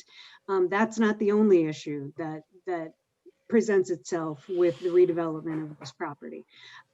We have been noodling that very question at the staff level. And a lot of that decision about where it goes really does depend on the timing with which this site goes for consideration for some sort of redevelopment. We have at the staff level entertained or had discussions with developers who were interested in this site, we clearly express these challenges and say, as a part of this redevelopment, it's a longer time frame to work through this. It's a fabulous site, but there's a lot of things that need to be resolved on the front end. And one of them is engaging the fire company, the village and the fire company, engaging in a conversation about, obviously we want them north side of the tracks, having them in the downtown, because they're a volunteer company is a priority. Having them be visible because they're volunteer, and we want to encourage community participation at the fire stations, and we want to, of course, encourage donations. We have looked at a few other locations, but some may become available in the future that aren't right now, and if we did it right now, but the time isn't ripe to consider relocating. And obviously we have tools with the TIF where we could participate in relocating, but we would expect the developer to be very much a participant in that. So maybe what we can do is expand the language on this site and say that this is something that will need to come in conjunction with any consideration of a redevelopment on this site, if that helps. Okay, thanks. And any more general questions for our consultants? And if not, then. I do. Okay, thank you, Lloyd, because I can't And see then everybody since we're sharing the screen. Are we going slide by, are we going to go through the other slides? It would help me to, I have about 9 or 10 questions from my review. So Commissioner Barry, if there's a page you want us to put up while you're speaking, we can put up whatever page you want. well, the last one that was up is fine. The one that was just up would be fine. The Pennsylvania and Maine? Sure. Okay. I think, one of the concerns I have is, I know, first of all, I work in real estate and I know a lot of the people that, develop around the area. The concern I have is after going through actually 3 now, of these redevelopment plans have come through in the public opinion, the comprehensive plan becomes more like a marketing plan for the community as we go out and we, approach different people for, especially the catalyst sites. And the concern I have with this site and the Forest site is that, and I don't know what your scope is as far as design goes, but I can already see this site coming to the table and everybody objecting to it because of the design. It doesn't fit with the community. It's just a big facade, that has no character to the nature of downtown. That's what we hear, every meeting when we talk about these other developments. With the exception, I would say that after watching Avira go up, I think that they've done an excellent job of adapting in height and in design to the community. Obviously we haven't seen the other 2 developments come to fore, but we want the plan to be executable. The other thing that I think is really, and this is probably going to get me kicked off the call, but, I guess the question is 5 Corners really a gateway? I look at it and I own an office building just north of there on the Western Trail. The Walgreens isn't going anywhere. And then you've got the, historic sites, which I appreciate, that maybe have some traffic. And then, we've just sold the southeast quadrant to a physical therapy company. So it seems to me like the only quadrant left to redevelop, it would be the northeast quadrant. And we just had a discussion with I think it was a preschool development that was going to be a little bit further inset from there, which just didn't really seem to make any sense. But I guess the question I have is and I haven't done the traffic counts, but when I look at the impact of that area versus what you've identified in your report as the area that's over by the Stalen developments off of 53, just south of Roosevelt, and just the blight that exists there. They just repaved it, but the walls look terrible. Those traffic counts have to be so much greater, and I just think for the village of Glen Ellen for people that are entering, that to have some kind of a wallscape that resembled something similar to like the Morton Arboretum. And I recognize all this stuff costs money, but I think that, you know, when you look at the entry into, you know, up to and onto Roosevelt Road, that something like that, you know, has significant impact, I think, aesthetically, versus, you know, trying to make something happen out of a corner that I really still don't understand, other than the historic element on the southwest side of the quadrant, as to how that really is a gateway to our community. So at a high level, I guess those would be, you know, the questions that I have. Hey, Lloyd, can I give you a little more history about what Five Corners is? Sure. No, I understand So, that. I mean, no but- offense. I've read the book, so I understand but the whole. it was originally proposed to be the downtown area. I understand that. So The whole book. I've got it right here in my library. yeah, but yeah, I get that. you know, but I live not too far from there, and I would say that it is a huge bringing point for a lot of people into Glen Ellen. It's the first thing you almost see. That corner is when you're like, oh, I'm entering Glen Ellen. Even though Glen Ellen goes further north, you're not much, but you're entering Glen Ellen. Okay. I'm just saying, I don't know how you make that something that makes it feel like, wow, I'm entering Glen Ellen now. No, and I appreciate your comments. And a vape shop and a physical therapy. Yeah, I get it. Yeah, I don't want to get in an argument, but I do appreciate the comments, Lloyd, because I think that's, you know, a view that some people have, and I think that's good to make it known. So I appreciate the comments. Thank you. Are there any other more general comments or questions for our consultant? All right, again, if you're, okay, who's it? Angela. Okay. I agree with Commissioner Berry on the fire station catalyst site on the design.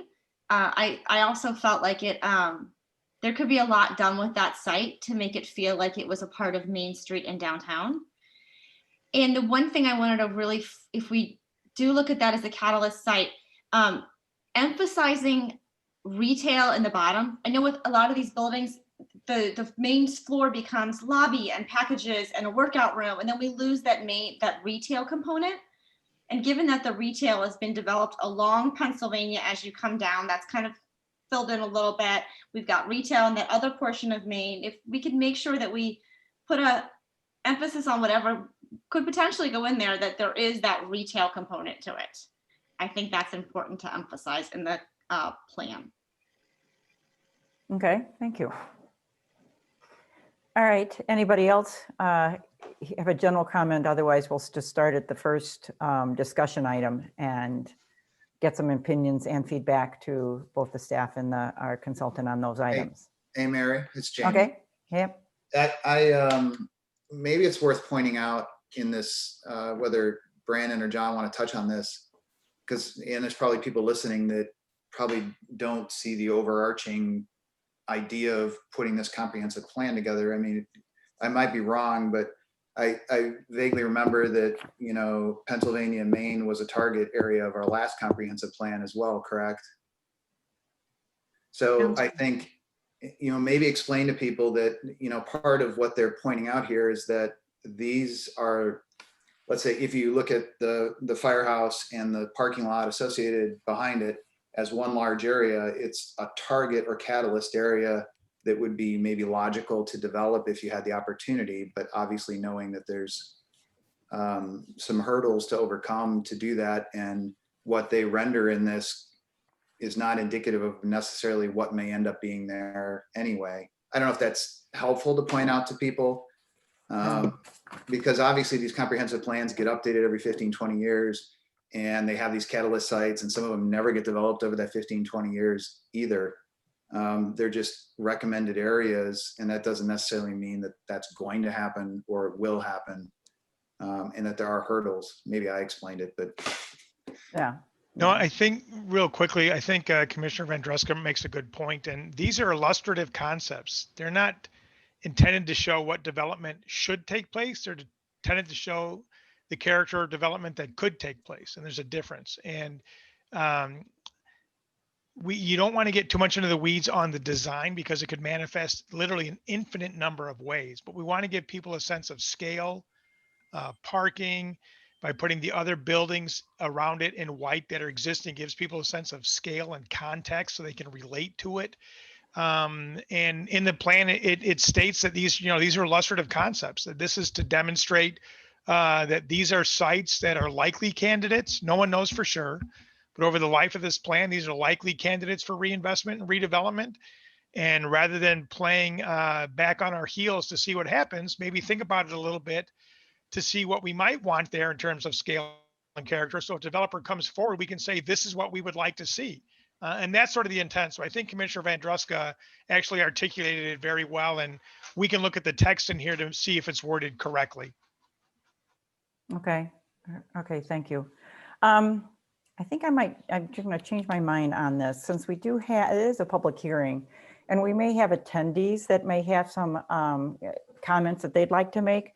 What I'd really like to do, unless there's more general questions from the plan commissioner to our consultants, is to now shift over to anybody who's a attendee that's listening that wants to speak to the plan commission about what they're seeing here on these first 43 pages of the draft comprehensive plan. Can I ask one more question? Yep. Can we go back to that slide again? Sorry, Brandon.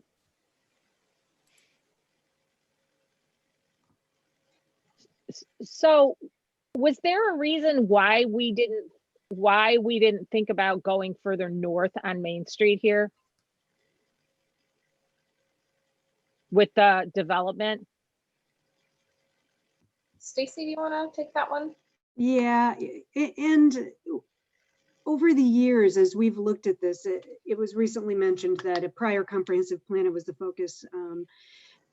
Commissioner Vandruska mentioned that. And the question is, how far do you go? And these are conceptual, obviously, and right. Certainly we can include. And since the property to the north was recently for sale and changed hands, we thought it was probably less likely that it would be involved in a redevelopment, but it doesn't mean it excludes it in any way. There's a little disclaimer at the bottom that you can barely read that says, note, this isn't the only option. Right. This is just, Okay. something that could happen that can give you ideas of what, the possibilities are. Okay. So because the more I look at this, let's say total area, I wonder if it could, again, if there's a way to reconfigure it, and this is where we get more of like a park area for the downtown area, right? Not a pocket park, but somehow to get a bigger park and somehow reconfigure this. I don't know how. I'm not, it's not what I do. But it just seems because this part of Pennsylvania, I'm guessing, goes pretty far over, almost all the way to Red. I always get the Two Hound Red or whatever, right? So I think it's all, there's a couple of smaller buildings once you get past the fire station and the parking lot entrance, right? And then if you were to go north, I wonder if there's just something in that, to think about, but. And it's possible. Again, it comes back to the price, and the village would have to offset that, because if you're buying 1 or 2 or 3 buildings, right, and that's $1 million, the question is the cost for the benefit. And just so you know, this site doesn't go all the way down to the 490 building. It doesn't include the 490 building all the way up to 200, but it does include the Jack Evans building. Right okay. Okay, I knew it went further down than just the parking lot and the fire station, so, okay. And I will say, in looking at potential sites, like if you just go to a map, you see 3 parcels with a sea of parking behind them. It becomes an opportunity where you could see, like, involving fewer players and getting more land versus trying to pick off smaller parcels that don't have that same benefit. And that's part of how we went through this exercise with staff to identify these potential opportunity sites to even consider, is just kind of the bang for your buck if you're looking at a developer who's talking to property owners. those three properties fronting along Pennsylvania really do have with the village parking lot behind it, have a lot of real estate for those three addresses compared to going north. Okay. Surface parking in a downtown is sort of a beacon if you're looking at downtown planning as a potential development sites. So, Can I ask one general question? Go ahead. So these little catalyst sites, just to be clear, what you're drawing here fits within our zoning. They're as of rights, other than maybe the parking ratios as far as when you sort of formulate the height. And, you know, I look at this and I think you're parking under the building completely. So that whole issue of retail becomes a huge issue for me here with this particular site. But these are as of rights, volumetric height, or is this also pushing the height limit for your recommendations? I can respond that we, the direction we provided was to, you know, propose something that was within our current zoning. And so, Kelly, I don't know. So this I is think- C5B. It's a 5-story building. That would be by right. And if you look over into the building details there's 21,500 square feet of commercial proposed. So is it B? You're sure? Yes. Okay. So Yeah, this so- particular project might lose some public parking or whatever sits behind it, because obviously we have to find a place for all those residents to park. Brandon, go back to that image real quick. It's that, so yeah, so this would have a lot of retail on the ground floor. The majority of it would be with residential above, retail on the ground floor. And what's kind of hard to see in this graphic is, I don't know, Brandon, use your cursor, show them where the top of the deck is. That's the top of a parking deck. That's not surface parking. You can see the little knee wall. Show them where the knee wall is, Brandon. That is the edge of the back edge of the building. So that's a 3-story parking deck attached to and behind the building. So what we've tried to show whenever we did this is not only adhere to the general scale and size and intensity of what could be theoretically under zoning, but we also try to provide the parking ratios that are market viable. So we're not showing something that just looks good if it can't be parked. All of these illustrations represent physically the parking it would take to bring this development to market. These are not void of realistic parking. So, and that's fine. I guess I misread that because it looks like you've built a park on top of the deck, which wouldn't be realistic. Well, there's a small sliver of open space with trees, and while the trees may be a little bit bigger than they should be there's a lot of rooftop or deck top mounted open space. Sometimes some of the nicest multifamily plazas or parks for residents are on top of what would be several layers of parking underneath. So, yeah, we chose to show this as a parking deck. You could go one floor up and have an amenity deck, kind of, but this is showing pretty much pure parking with the central band of open space. Okay, thank you. Anybody else with a general question? All right, let's go back to if there's anybody from the audience, I guess I want to call them, that would like to participate. I cannot see, can I get them up here? I guess what I have to, I can get the attendees. If there's one person that has a hand up, and there may be more than that. Oops, there we go. We do. I have Mike O'Connor, who has a hand raised first, so I will allow him to speak. Mike, you are now able to speak if you'd like to unmute yourself. And we'll have to swear you in, please. Can you hear me? Yes, we can. Okay, great. We're going to have Barbara swear you in. Okay. One moment. Barb, are you there? Would you please state your name and address for the public record? My name is Michael O'Connor, and my address is 1902 Crimson Drive, Valparaiso, Indiana. Do you swear to tell the truth, the whole truth, and nothing but the truth? I do. Thank you. All right, Michael, as with all the other attendees or anybody else who'd like to speak, you have about 3 minutes to go ahead and address the Plan Commission. Thank you.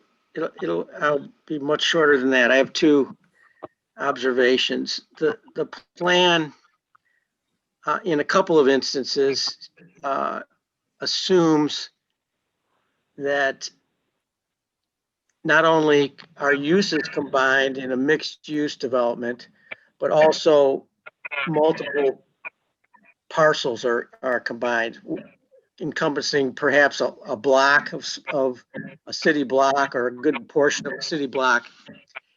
And that's very, very hard to achieve in reality. To get the stars to align with multiple building owners, multiple business owners, different institutions, all to get them all to align so that a single project could be financed at the same time, encompassing everything that we're seeing on some of these blocks is really very, very difficult and hard to achieve, if it's even possible to achieve. So that's one observation. It might be a little over ambitious to assume that could happen. And then my second comment is with regard to parking decks in adjacent to residential buildings. The back half of that L-shaped building on Pennsylvania facing the parking deck is really hard to achieve, because people on that side of the building aren't going to want to look at that parking deck.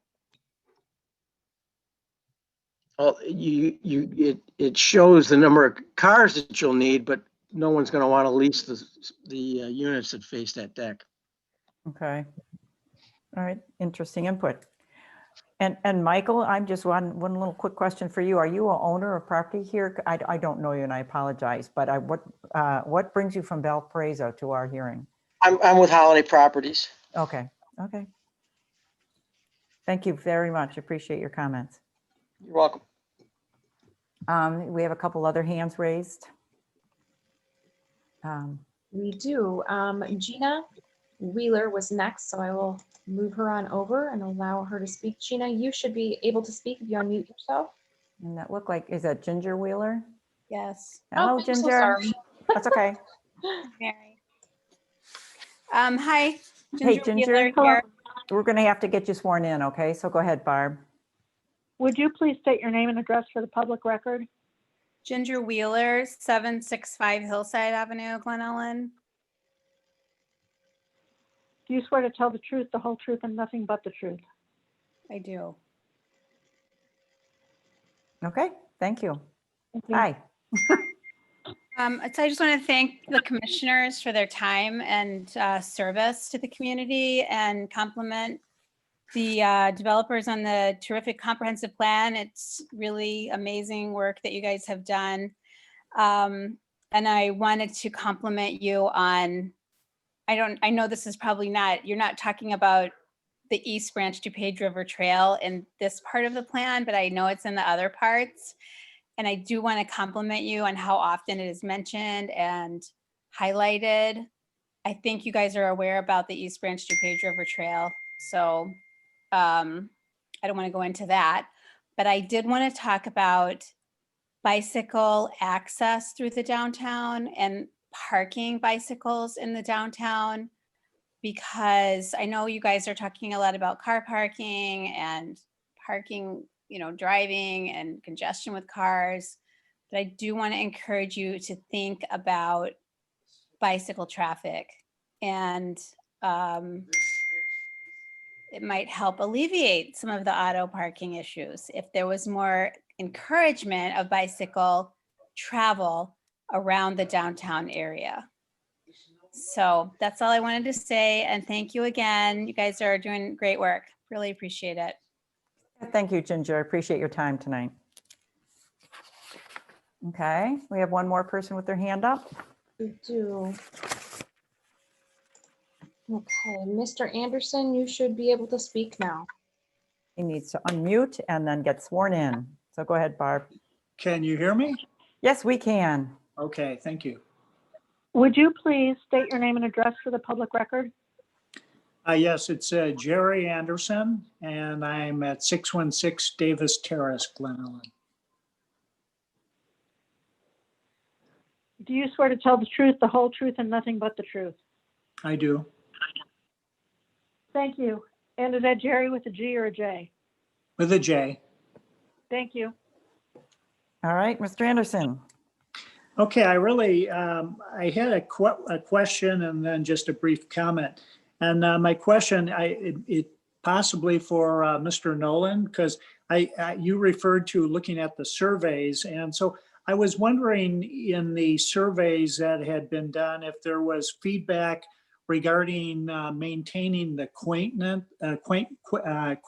of Glen Ellen or downtown Glen Ellen. And also if there was any concerns about the height of buildings and that, or whether that was covered or not. And then I'll just give you my quick comment, which is, I think the comments made by people about having a significant park downtown, I think that's, if possible, that I think is a really good idea, especially if we are building up the downtown more with higher buildings. I think something to offset that would be very valuable. That's it. Okay, thank you very much for your comment. I appreciate it. All right, we have another hand raised, Ms. Julie Evans. Oh, I'm sorry. I'm sorry. Go ahead. What? Jerry? Yeah, I wanted to hear the answer on the survey. Oh, I'm sorry. Go ahead. You'd like me to respond? I just want to clarify. Yeah, go ahead. Go ahead. The survey, I don't have the survey results in front of me, but in general, the survey did not ask about downtown character or downtown height specifically. We did ask about desired types of development currently and kind of moving forward. So that's a lot of where the input we got in terms of big picture, kind of what are the things people want to achieve in the plan from a development perspective. So there was not a piece focused specifically on the downtown. I will say that it doesn't take a lot of reading between the lines throughout all the outreach that the charm and character of Glen Ellen is something people hold pretty near and dear to their hearts. It's one of the things they love most about the community. And while somebody asked at the beginning, what were some of the surprises that we heard about? And we talked about, housing, or maybe the need for some more attainable housing, so we heard some surprising things, but I think people want to see a lot of new accommodated with a sense of old or community character. So what we've strived to do was balance community character and the desire to maintain and enhance it with a desire to also accommodate desirable new types and needed types of development. So what we tried to do was to balance those two things, and you can do both. It's not always easy. It's an effort worth putting forth for the community, but community character was very much something that was echoed at every aspect of this. It meant different things to different people, but character matters. And the charm of this community is something people touted as being very important. So I would agree. Thank you. All right. Thank you, Mr. Anderson. All right. I apologize on that one. My bad. So we have one more hand raised, and that's Julie Evans. Me too. Okay, Miss Evans, you should be able to unmute yourself. Which I think Yes, she. can you hear me now? Yes, and so let's get you sworn in. So Barbara, could you swear her in, please? Would you please state your name and address for the public record? Yes, I'm Julie Evans at 554 North Park Boulevard in Glen Ellen. Do you swear to tell the truth, the whole truth, and nothing but the truth? I do. Thank you. I would like to compliment the planners, the consultants, and the board here for considering attainable and affordable housing. It's something that is very important to me personally, as a person who has a young adult with an intellectual disability. And I'd like to have you consider another group in addition to the ones that have been mentioned that need attainable and affordable housing, like your seniors, your empty nesters, your families that are coming to Glen Ellen to start out. And that would be these adults with physical and intellectual disabilities. The families like myself who have an adult with a disability who's ready to be more independent and seek their own housing needs to find centrally affordable housing, centrally located affordable housing that's near transportation. And that also means that we can stay here in Glen Ellen as the family that supports them, because we need to be nearby them for them to achieve this independence. So I just wanted to put that out there as another group who needs that type of housing, and that it would be central and affordable. And I'm happy to help. I've been following this across the country for years and the things that are happening in this arena. So I'd be happy to speak to anyone about it. Thank you. All right, thank you very much for your comments. Are there anybody else that's in the attendees that would like to speak to the Plan Commission? All right, I don't see any other hands raised. If that's the case, what I want to do then is go back to and step through, because we're going to keep the Plan Commission or the public hearing open, but I want to step through those items that the staff wants us to talk about, those 10 items. So if that's okay, let's go through item number 1, which is allowing accessory dwelling units in single family districts as a special use. It was referred to on page 14 of the draft comprehensive plan. Did anybody have any thoughts or comments on that it can feed back to both the staff and on our consultant? Mary, I have a question about this, or Chairperson Locke. My apologies. That's okay. No, that's okay. We're casual today. Could Kelly or Stacy just elaborate a little further on what you perceive, what this would look like as an accessory dwelling unit, and what that would mean for the neighbors surrounding it? So we actually shared some really nice images with the village board as this topic came up. It'll take me a minute to pull it up. So Stacy, I don't know if you want to jump in and talk a little bit about that, but I'll pull up some images to share. So there are actually 2 questions that we were hoping to get Plan Commission input on related to attainable or affordable housing. The first one is accessory dwelling units, and then the second one relates to the missing middle, which was more 2-family or 4 flats, that type of thing. And so we'll get to that second. But this first one is accessory to an existing single-family home. So this means in your existing house, so like maybe a basement or an addition to your home. So something like you'd consider a granny flat.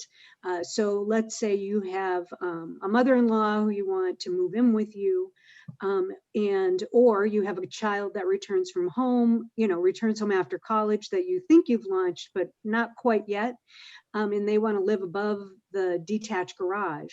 You would convert a space into a whole separate dwelling unit. And right now, building code, zoning code only allows 1 dwelling unit in single family zoning districts.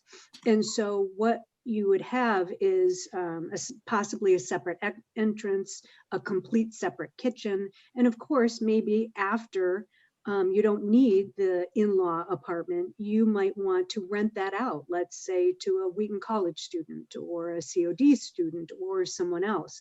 So there wouldn't be any appreciable change in the look of the site. Again, we can also look at possibly the addition of coach houses if the Plan Commission or the Village Board were so inclined to allow an extra structure on the lot. But again, it's accessory to an existing single-family home. Okay, and so I just wanted to show here, here are a couple of different examples of what this could look like. Some of the more popular kind of designs for accessory dwelling units are kind of these coach house kind of garage accessory dwelling unit type things.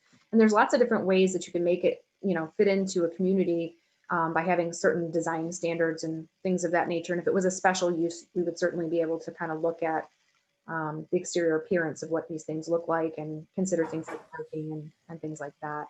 But these are 2 examples on the right of the screen. And then I think I've got one more on the next page here.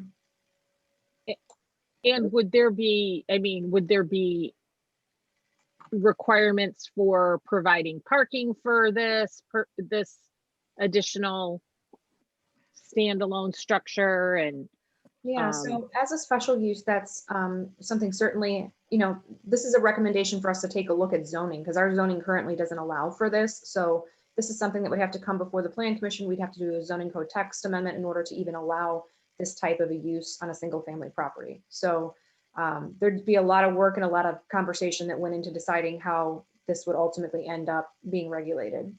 And it would fall under lot coverage ratio? So accessory structures on single family lots already are included in the lot coverage ratio. Right. So that wouldn't necessarily change. Yeah, the roofed over structures and all of those count toward lot coverage.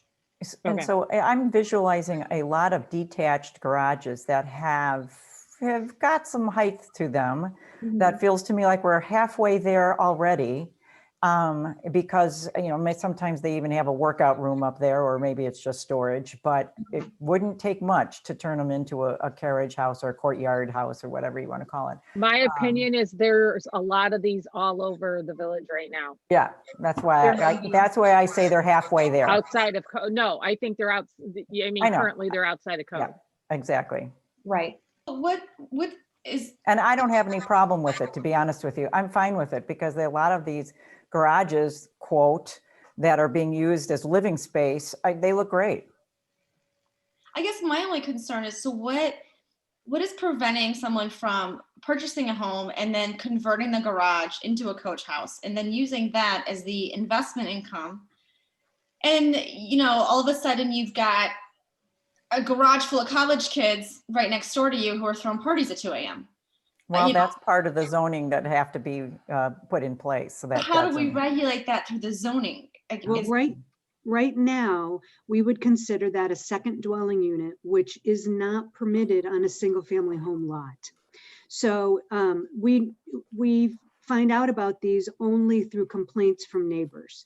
So, and they're rare. It's more common for us to hear about somebody who's renting out an entire house to multiple people, you know, or it has converted it illegally into, you know, a 4 flat. That's more common for us to hear about. But so when we hear those things, we do zoning code enforcement, and the property owner is given notice, and we follow up as necessary to make sure it comes back into conformance, or they have to request relief, none of which have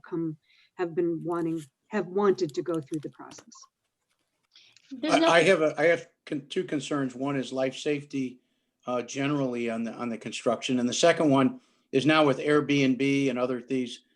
I can see somebody kind of pushing Angela's kind of thing of, you know, like suddenly you've got every weekend you've got somebody else somebody else moving in and out of this auxiliary home. I understand what Mary's saying.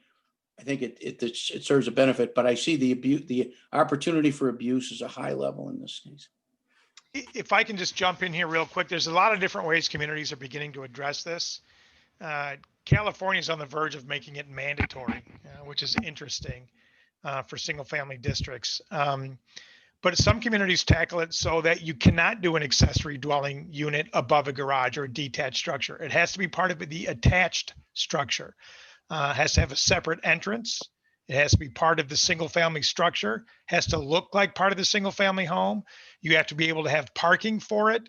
And it used to be, they were often defined in communities as it was an independent dwelling unit attached to the primary structure, could be no bigger than X percentage of the primary structure by floor area, and it could only be used by a member of the family. Well, now codes don't define family, so it's getting increasingly difficult. But it's a way to get at attainable housing. The resident, I think her name was Julie. If I got it wrong, I apologize.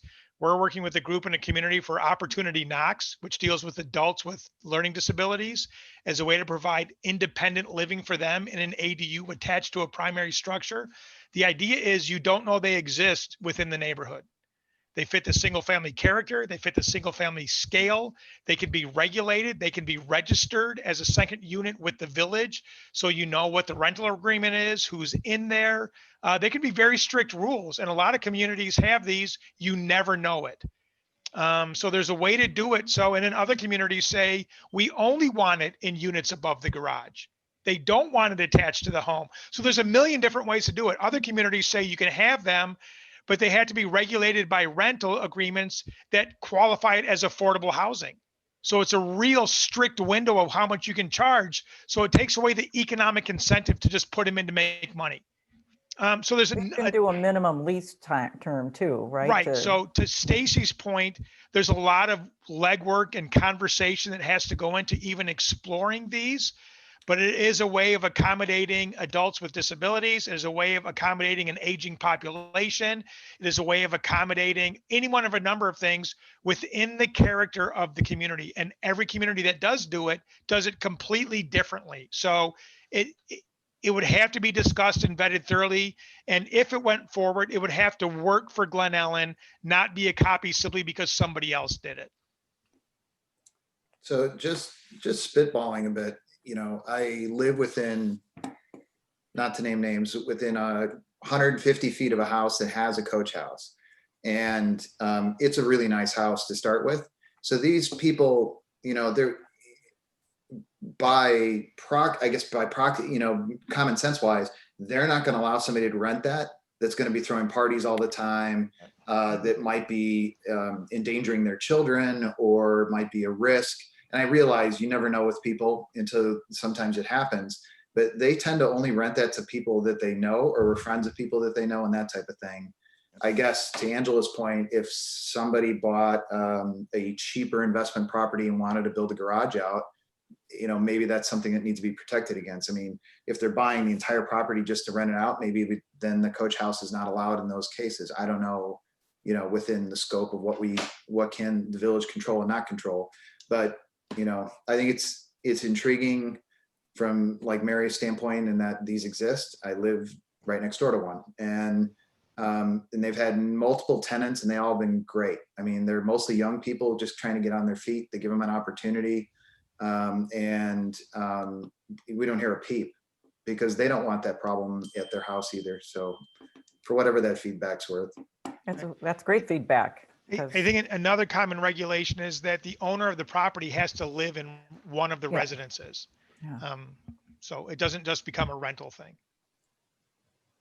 I would like to add that I think multi-generational family homes are becoming more and more of a trend. And in Glen Ellen real estate, we do have a lot of these homes sitting on the market that are 5,000-6,000 square feet. And I do know of some families that are going in and modifying the interior. So it is more of like a separate living space. And if we were less restrictive and more open to it, I think it would reflect the spirit of our community. Good. I hear from at least number one that there isn't anybody having, the concern is let's take a look at it and define it for Glen Ellen, but nobody's saying this is a bad idea. So I'm just saying that I think as long as, I like the idea when it's the grandparent, when it's somebody on their feet, if it's not being used as an investment income driver, or it becomes something that becomes commercialized and it goes on the path where it's changing how our community operates. Does that make sense? Yeah, Angela, I understand what you're saying, and I think what's going to be key behind this, if we did something like this, is to ensure that we are very clear and have good rules around, where it can be, how it can be, things like the owner has to live in one of the house, right? All of that has to be put in place up front, because I'm glad Jamie's neighbor has been good. Our neighbor's gone now, but had a coach house in back and rented to a college kid who was letting high schoolers have parties, and we'd wake up every weekend morning and there'd be blasts from liquor bottles all over the street. So that went on for a while. So, you know, I think there's people who handle it right and people who don't. And I think by putting zoning around it and rules around it is important. And making sure we do the right thing and do our homework on what's the right thing and what's not the right thing to do, as John gives a lot of different examples. Yeah, and I think the premise is in communities where 80% of the land area is dedicated to single family detached and housing is becoming an increasing issue, how do you leverage 80% of the developed land to begin to maybe approach and address some of the housing issues? And this is something that can be explored. So. Well, and let's segue right into this missing middle housing types, which is, let's start with duplexes and triplexes. You're saying in a single family neighborhood. How do you all feel about that? Kelly, okay, we're showing more examples. Yes, so. And you know what, I'm gonna, let's see if, I can't remember if you had this example, but you know, we had looked at that one development, and this is more the upscale side, for that across the street from Glen Oak Country Club, where they had that kind of Georgian looking house that was a duplex. It looked like a single family house. Right. So that's kind of the idea behind missing middle housing, is you want it to Yeah. be of the same scale and size. This little illustration here, I can expand it a little bit.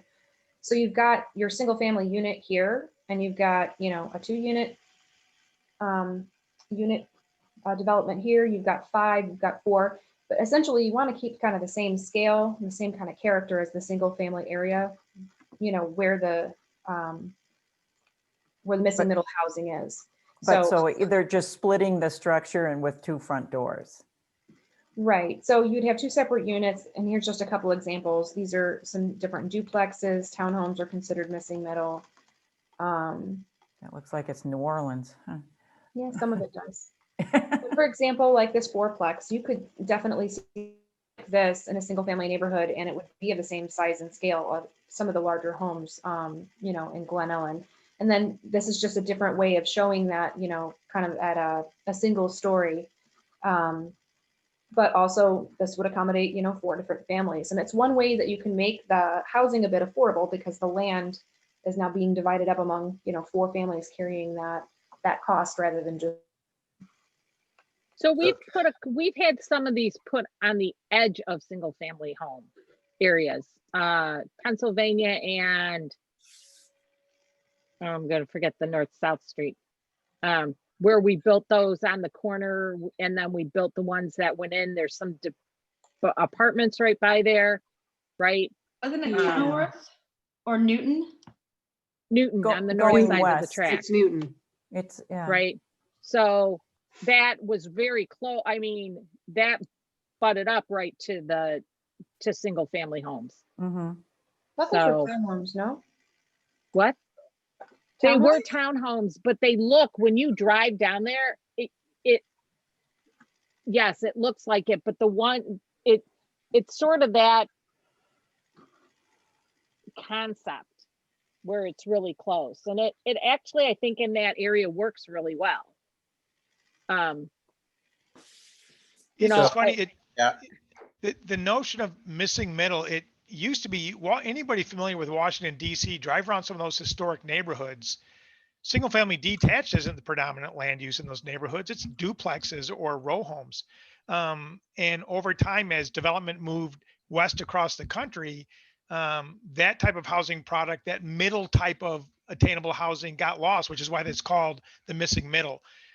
If you drive around like Oak Park, I live in River Forest by Oak Park, there's quite a number of duplexes and triplexes. You don't even know it. In fact, a lot of the older duplexes, it's single family home from the outside. In fact, it only has one door, one entrance. And when you walk in the front door, there's a little vestibule, and one doorway goes to the first floor, one doorway goes to a staircase upstairs, but there's not even 2 front doors, there's only one. So it can be handled with guidelines or different regulatory approvals in a way where they could exist compatibly with single family residential, and you'd never know. Again, they would have to be parked, they have to be the same height, the same bulk, same footprint, same, all those regulations as single family, and maintain the single family character, spacing, and landscaping. It would just accommodate 2 independent units inside for, say, a duplex. So It's something that used to be routine that for some reason has been lost over the last 80 years. So Kelly or Stacy, if the village considered doing this type of thing, they would still require a special use permit and go through the village for approval to build something like that? That is one way that we would suggest that this, if we head in this direction, that we would manage it. I guess the question for the Plan Commission is, how do you think it would be received for single family homeowners in Glen Ellen? You know, Oak Park is obviously a different animal. Having a 2 flat or a 4 flat right next to them, even if it looked residential in character. You know, I can think of, my brother lives on Anthony, and there's a duplex, you know, right, couple houses down, and nobody even blinks. Nobody even blinks. It's so, and now duplexes are easier, I think, because it's easier to make it look like a single family house. I don't know whether, you know, a 4 flat can be made to look the same. You know, you had that one example of the single family or single story, and all I saw were garages. So that was not the most flattering.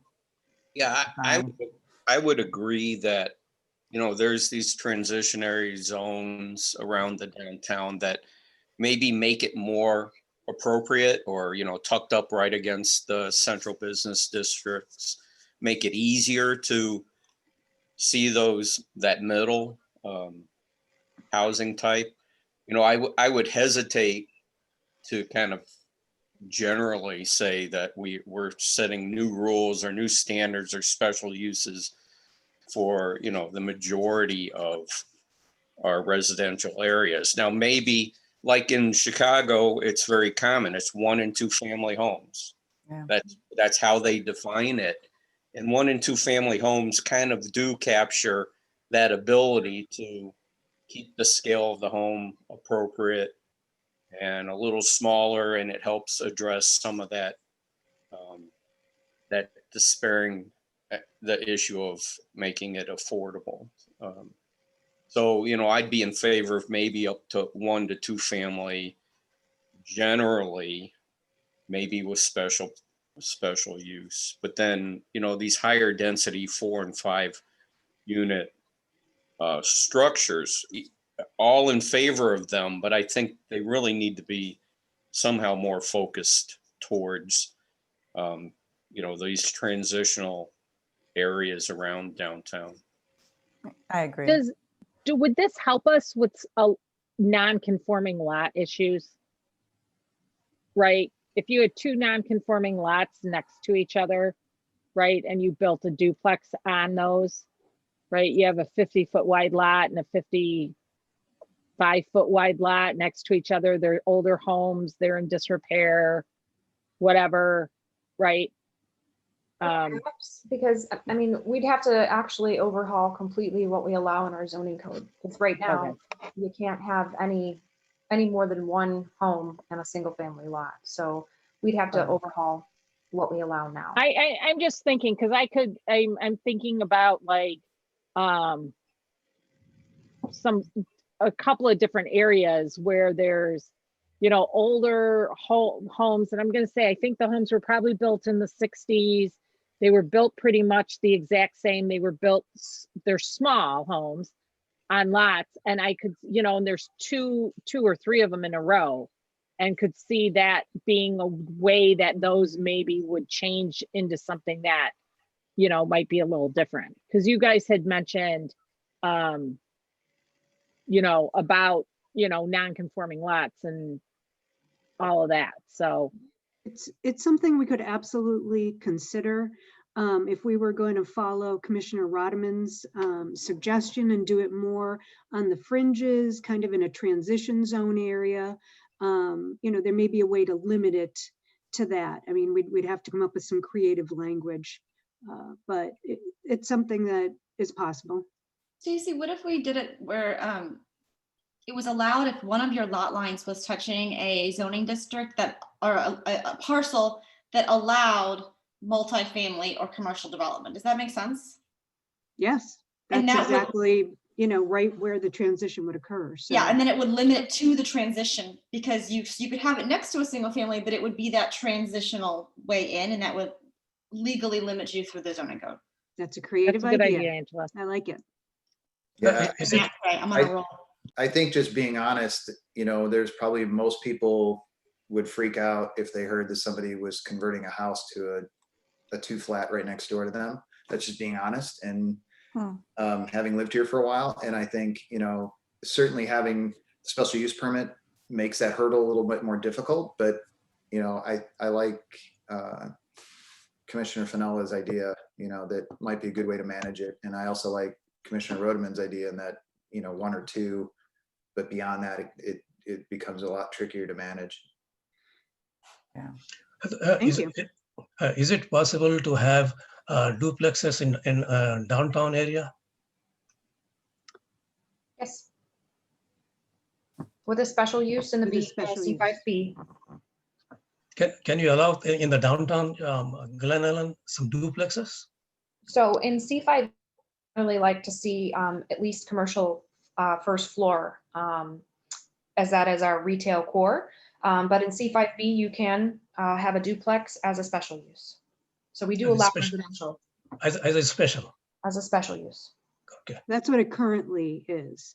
Are you asking Commissioner Said if we would allow it by right, like as a permitted use, a 2-family? Yes. So I guess the question is, at what point does the special use get triggered? Because certainly if there's townhomes or more than 2, I suppose we could look at it and raise it for discussion when this topic comes before the Plan Commission. Okay. I think we'd want to be really careful too about taking properties that are currently being used for commercial and converting them to residential, duplexes and stuff like that. I think we'd want to be kind of careful about that. All right, well, let's How shift about on. the property? How about the property at development for Pennsylvania and the Main Street corridor? Can we do some duplexes there? Based on the price point of the property, I don't think anybody would be interested in taking it on for that type of project because they wouldn't get the return that they would want. You really need some density there in order to make it worthwhile for a developer. Obviously, they need to make a profit in order to undertake the development. Okay. Okay, thank you. Let's shift on to item number 3, the proposed location of the Pocket Park northeast of the intersection of Western and Pennsylvania. And Brandon, do you have that the downtown sub area handy? Maybe we can pop yeah, that up so people have an idea of where it's at. 1 second. And the question for this is, does the Plan Commission think this is a good location for that use? And yeah, because you had a couple of pocket parks that were highlighted, and why is it this one that you wanted to talk about? That would be me. Okay. Just questioning it, just wanting to make sure that people were on board with that. It's why a was it location. chose? Can I ask the question why you chose that? I know what lot you're talking about. I drive by it all the time. Yes. Why specifically there? Is it just because it's a small area? Yeah, again, kind of getting back to that theme of trying to find where there is open space that we can preserve. That's a pretty wooded area that could be, I think, reserved and used as an asset for stuff that's happening on the. There's a house on Yeah. it right now, right? There is. Yeah, that's a Right. single family home. Yeah. Right. I think what's being suggested is kind of comprehensive redevelopment of that corner and kind of retaining the trees and repositioning that part of that, what would be a larger site for open space. Do we as an know amenity. how large that pocket park would be?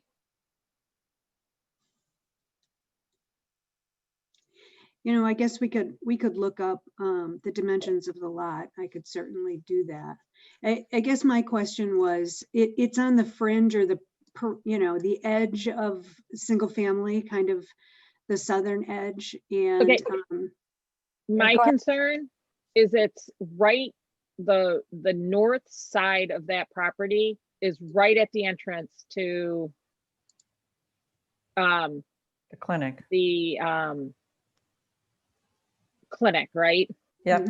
DuPage Medical, yes. And that is a very busy entrance and exit most of the all day long. So just to clarify for a second, I'm looking at Google Maps just to try to pin down the area. Is this in between the north west corner of that parking lot from DuPage Medical Group and the house to the north of it? no, to the south of it. So there's, on the corner is a dentist, and it's just north. There's a very tiny home that doesn't even have a garage, I don't think, to it. Okay. It'd be about 9,000 square feet with about 80 feet of frontage. Okay. And is this more geared towards the users of the DuPage Medical? For them to have a place to hang out while they're waiting? Or neighborhoods, or? I think it's too far for people who are at DuPage Medical Group.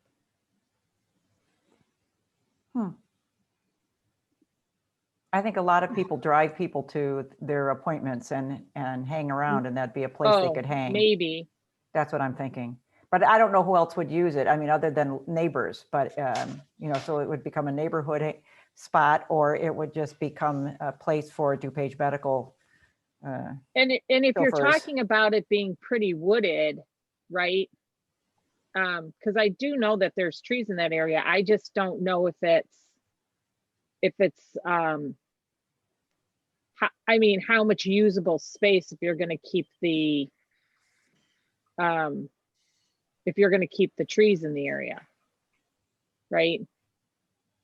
And again, Like, you'd have to buy it from the owner. And that's, Stacy, that's what you're thinking is, why would we buy this and this location? And Yeah, you know, the use would be minimal. I get the idea of a pocket park. I just don't know if it's usable. It would get a lot of use based on its location. I don't think it will. I don't either. If anything, it'll be a resting spot if somebody wants to take a rest because they're riding their bike and it starts an uphill there, or somebody who's is walking and just wants to sit for a little bit. I don't know if it's the best use for that. Or employees from DuPage Medical Group that are taking a break and they'll go out there and eat their lunch. So you're providing a space for the DuPage Medical Group employees that actually DuPage Medical Group ought to provide for themselves. I think it's a great suggestion for the DuPage Medical Group. They should buy that property. Good idea. Or just redevelop it. And to be honest, there's a park just to the southeast of that, correct? Yeah. Right. At the intersection, the southwest corner of Pennsylvania and Prospect. Right. Yeah, other than preserving trees, looking at it now, other than the ability to preserve some mature trees, which everybody likes, its use as a park, I don't know who would use it. It's not located well for a park. Anybody who's in proximity to this who wanted to hang out would hang out somewhere downtown to kill the time while they were waiting for somebody. They'd go get a coffee, they'd sit on a park bench. People like to hang out where they can watch other people. You hang out in this park, you're going to be the only one there. I don't see it being used. To be honest, I don't. But I guess I want to note that, I mean, I think we've got the green outline here to show an example, but the call out itself is just saying, think about open space as part of repositioning all these sites we're looking at. So kind of speaking to comments earlier, you know, there's only so many opportunities left. So as we look at redevelopment, open space and pocket parks or plazas should be part of the, I think, design consideration, especially, you know, this is actually drafted pre-COVID, but I think even more now. So that kind of recommendation is going to be helpful, or there's going to be value there. So. I think that call out would be better served by saying something along the lines of tree canopy preservation. Or something like that. There's a lot of mature trees there that could be worked into a development with this corner being untouched. I think by saying it's a park, it's never going to be, I think, a very well utilized park, but it could be a little plaza for that development, and the neighborhood would benefit from having mature trees there and remain there, which I think is incredibly valuable as opposed to having those trees removed and having it being parking lot. So maybe we can call out the fact that this is an example of the area around it might redevelop while these mature trees are preserved. I think that might be more accurate than calling it out as a park. Okay, I'll go with that. Okay. And Brandon, it's not I agreed with every word you said about the pocket parks and the space. And the question is this one appropriate for that? This is And the maybe, pin to put down. Yeah. Yeah. So, all right, I think we got that one. Let's go to All right. number 4. Let's see if we can get through that one as fast. Building height recommendations for the downtown. Any thoughts? I know there's lots of thoughts. Never request, actually. Sorry. Sorry. Okay. I was just gonna say to try to. Oh, yeah, go ahead, Jamie. You go first. It's fine. No. He actually started first. I'm going with Mr. Vondroska. Go for it. Jane. All I was gonna say is that I think the issue of height, right? You know, like, no, we're not Paris, but Paris is a fun example where they built one skyscraper and said we hate this, and then they didn't make anything over 4 stories anymore. And I think I'm not saying that that's what I'm advocating, other than maybe you divide. Well, you take the current business districts and you say that we can only go so high here and so high in the kind of perimeter area. That aside, I think logically with the way buildings are being built, and I think, the consultants touched on this, right, is that increasingly those first stories are becoming 13, 15 story, 15 feet high. And your modern residential buildings, the ceilings aren't 8 feet anymore. They're 9, 10 feet and growing. And, I think it would be natural for any municipality as time goes on to say, okay, we need to think about updating our building heights, because we have to constantly keep giving variances for 4 to 6 feet on a project. It gets to be a little silly. If all that really is just an indication of the fact that we're adding another foot or 2 feet in each of these buildings. I'm sure somebody could make an argument that we don't need 9-foot ceilings in buildings, but if that's kind of just where everything's headed, at some point we have to be honest about it and look at it. So this is not a definitive answer on my part, but I guess just some feedback in what I was thinking about from a practical standpoint. I get that, we don't want to create this canyon effect in certain parts of town. There needs to be balance. Again, going back to the charm in the town, we really don't want to destroy or ruin that. But I think we have to be cognizant of the fact that retail is evolving and changing. If we want retail in the bottom of these buildings, then, traditional apartment buildings that had a nice lobby and a workout area and a mailroom and all that amenities, can't put that on the first floor. And if we start pushing that to the second floor, these buildings just inevitably get taller.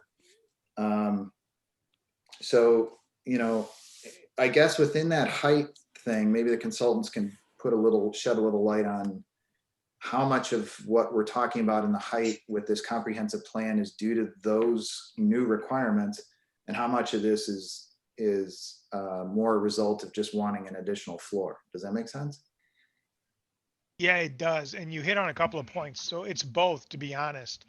A new mixed use 4-story building is roughly the same height as a 60-year-old 5-story building.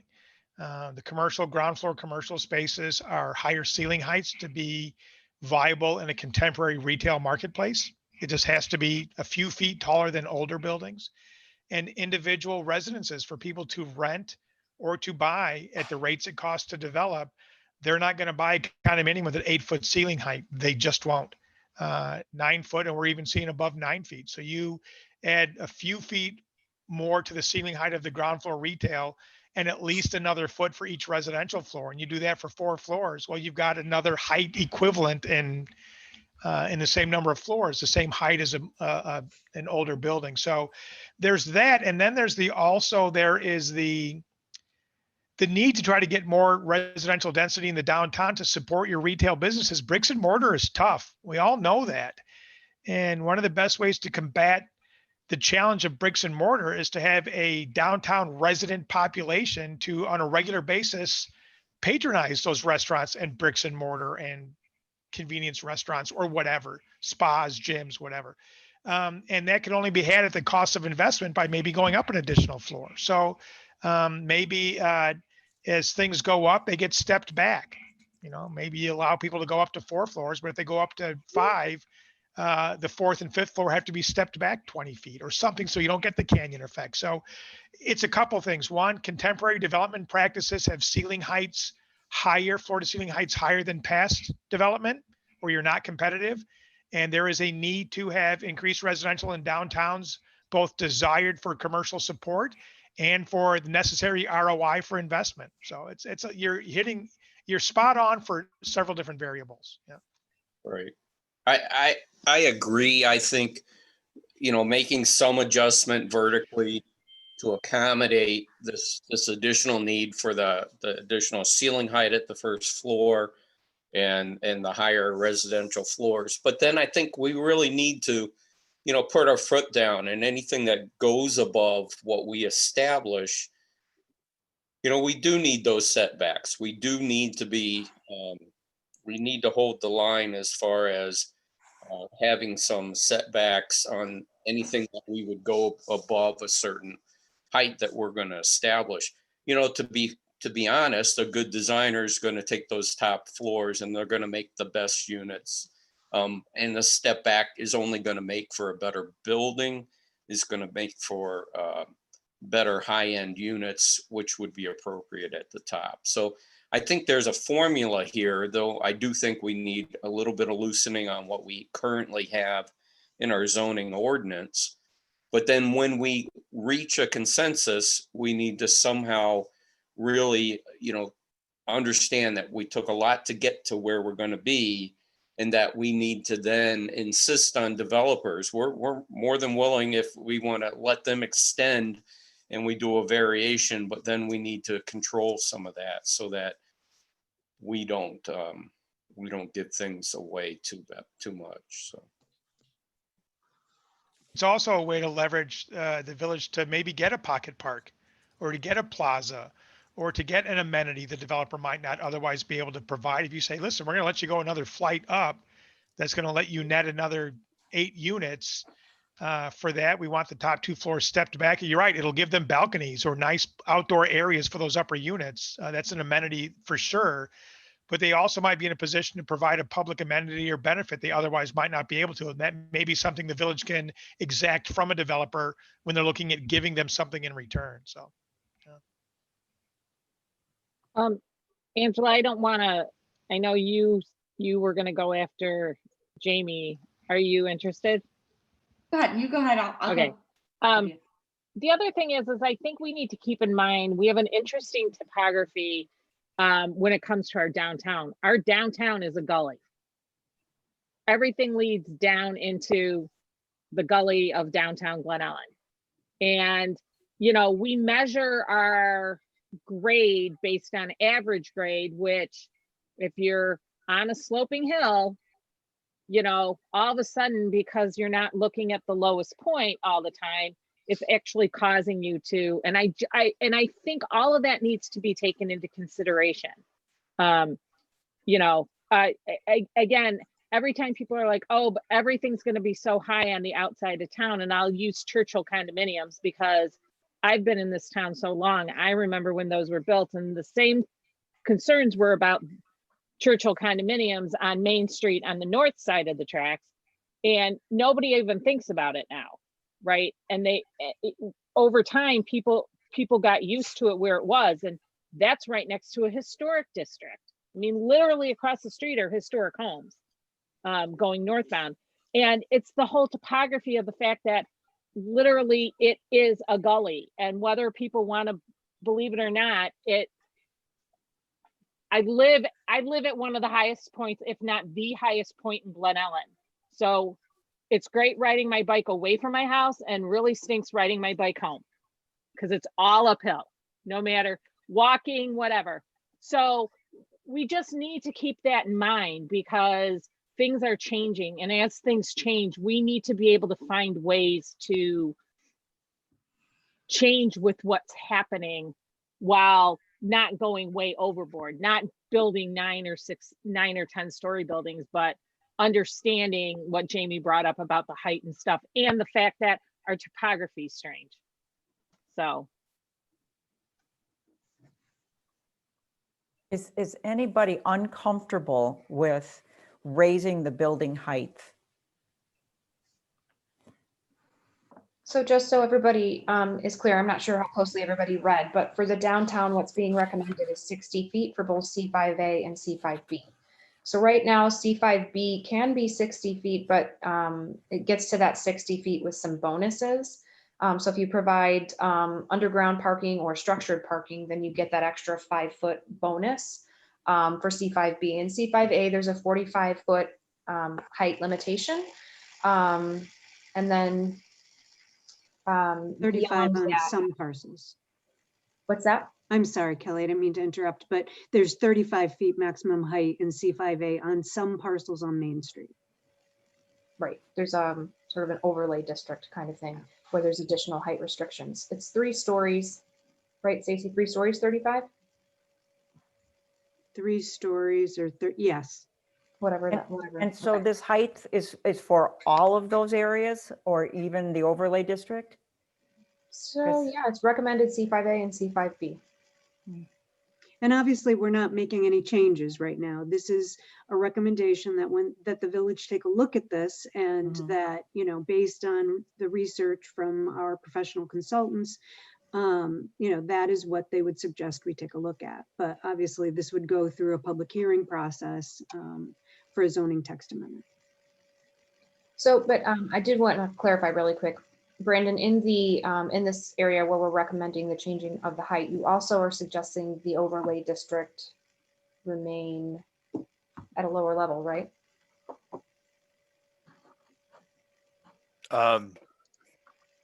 For the historic kind of core intersection. Right.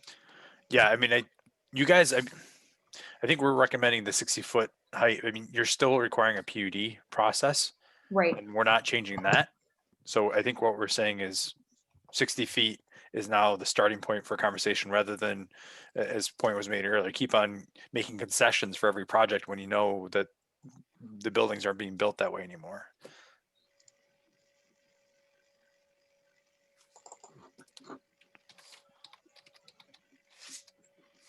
All right, anybody else have any more thoughts on building Well, I heights? don't understand the last comment about the overlay. Isn't the Yeah. overlay C5A? What are the boundaries of the overlay district? I'm wondering if we can pull that up. Yeah, it's odd. It's only parts of Main Street between Pennsylvania and Hillside. That's pretty much in line with what it is now, though. So Kelly explained that it's just the areas within the yellow lines. Oh, okay. I see it. I don't know if you can zoom in a little bit more, but it's kind of hard I'm to not see. in control. I'm sorry. It's me. I control things. Yeah. Sorry. It's hard to zoom on PowerPoint. It's There you getting a little grainy for you, but yeah. No, that's good. Oh. So those overlay areas are, these are the historic buildings, right? That are part of the registry. That's correct. Right? Yes. So everything in downtown is not part of the historic registry. There are certain addresses that are part of the historic registry. That is correct. So they would stay the same? They would not change? So Brandon, that's what I was asking for clarification on, because I'm not, I can flip through the pages and look really quick, but if you know off the top of your head. Yeah, this we did area not was make recommended recommendations necessarily to change the overlay, but I think our wholesale recommendation is we need to have a conversation dedicated to reviewing zoning with this 60-foot recommendation as kind of the core of the discussion. We didn't get into the ins and outs of the overlay within that broader recommendation for the downtown plan. Those are the buildings where you're going to have the biggest issues with floor height, and trying to see reinvestment in those properties is going to get trickier and trickier over time. But I find it interesting because, you know, on the Main Streets stretch, quite a bit of reinvestments happened, you know, on the southeast section and on the northwest section. So I find that, you know, by Marcel's and Marche. And so there's interesting how much reinvestment has happened over the last 5 years. And Yeah, I I think- understand your point that over time, it'll be less and less. Go ahead, Tracy. I was going to say, I think we, you know, I think that's it. We've had some reinvestment there.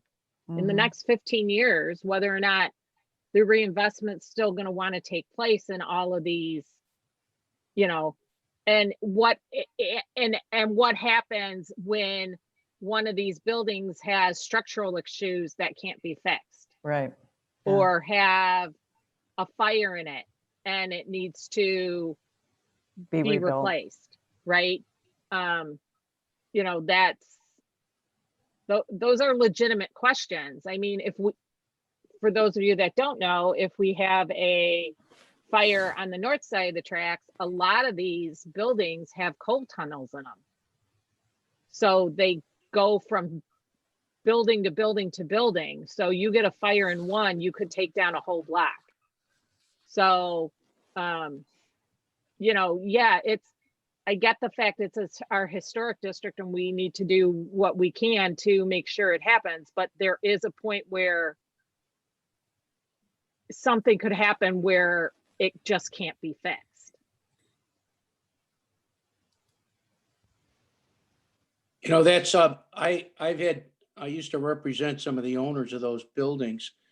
And there's some apartments on the second floors. And I mean, they're actually scary as far as I'm concerned. I think at some point in time, they're going to have to be, those buildings are going to have to be removed. And you know, to follow Tracy's point, I know some of the tenants that we leased to who had to do reconstruction, and they're except Marcel's, Jill had to put a lot of money into that, and they're functionally obsolete. They're seriously obsolete. I heard a presentation once from the National Director of Historic Preservation, and he's about the biggest advocate for historic preservation you're going to find in the country. And he said, you have to remember, sometimes when you preserve what's best about an old building, you preserve what's worst about an old building. And sometimes the reinvestment just becomes, as Chairman Melron just said, sometimes that just becomes cost prohibitive for, and people are just like, I can't put anything more into this for what I'm getting out of it. And you don't know when that date comes, but sometimes it happens. So in the city, a lot of buildings that were older that had really nice facades, that's all they saved of the building. Right? They kept the front of the building along the street, and that wall along the street was what they left, and everything else they had to rebuild because it couldn't be used anymore. And that's something we as a village might have to think about going forward. You have a facadectomy where there's only like a 4 foot tall door, and then you've got another 8 feet worth of glass that goes to the false second floor, right? It's, yeah. One thing I wanted to mention, and I don't know where I fall on this discussion, but I thought that you guys did a great job on page 23 of the plan, laying out why the building heights might need to be adjusted. And so if there needs to be a community outreach, public education, and I sit on the commission, so I've dealt with it, and I knew this already, but to see it laid out so well as to why we may have to make adjustments to our building heights in our code was very helpful. And so if I thought that after having dealt with this for a number of years, I'm sure there's others out there in the community who would find that even more illuminating. So maybe we can pull that. That was the exact piece. The sense of enclosure, and then the subsequent above that, the building height requirements for modern development. I thought that was very helpful. Yeah. Thank you for including that. I guess my opinion on this would be, I'd be in favor of keeping the overlay, trying to preserve what we do have and the character that we have. If a building gets burnt down, we try to replace with something in kind. And if a whole block goes, then we have different issues. I just find it hard to just say everything in these two districts can be up to 60 feet. And to be honest, in the central district, there's only a couple, a couple portions that are not historic, that have, enough area that might support a development that somebody would even consider going higher. I mean, maybe those should be pulled out of the central business district and moved out to B, but I really would be in favor of keeping the overlay and protecting what we have left, and trying to, and I understand they may be money pits, but to allow for, if something structurally needs to come down, allow for some reconstruction that's historic in nature and complementary, can be done in a very tasteful way.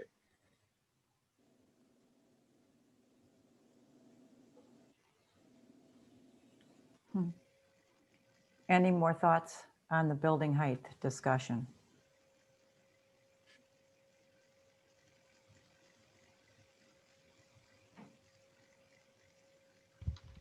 Sensing none, let's move on to number 5, the recommended parking ratios for residential downtown developments. And again, this was the 1.27. Is that what you had mentioned, Brendan? Correct. Yep. So just to be clear, that 1.27 ratio is for residential in the downtown. Right. Okay. So I guess the question is, maybe Brandon, you can explain where that number came from. And we just want to make sure the Plan Commission is comfortable with that. Sure. There was really no specific issue. We just want to make you aware it's a pretty big deviation from what our code requires now. Well, and I know he's going to answer the question, but I was just like, we've seen so many presentations where we've been told that this is what works for residential, multi or mixed use buildings. So if you have an opinion before the presentation, okay, well, no, it's just like, it may not be new news. Okay, go ahead. Go ahead. And I do want to say, we had KLOA on the team to assist with the transportation and parking discussion. So this is their research that we're kind of presenting here tonight. But as you can see in this table on the image we're sharing, kind of your existing requirement is this spaces per unit size based on bedrooms versus just going with kind of a broader standard of 1.27 per unit, or a multiplier by bedrooms. And that's based on looking at similar sized communities for mid-rise multifamily within a half-mile of rail stations. And so it's a national survey that's done, I want to say, every few years. I'm not sure on the frequency of the survey, but I know it's not every year, from the Institute of Transportation Engineers. Okay, thank you.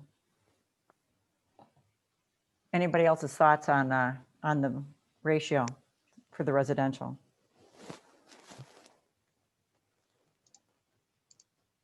Again, I think we're probably pretty comfortable, since again we've dealt with a couple of the different projects, and this was similar to the ratios that were discussed then.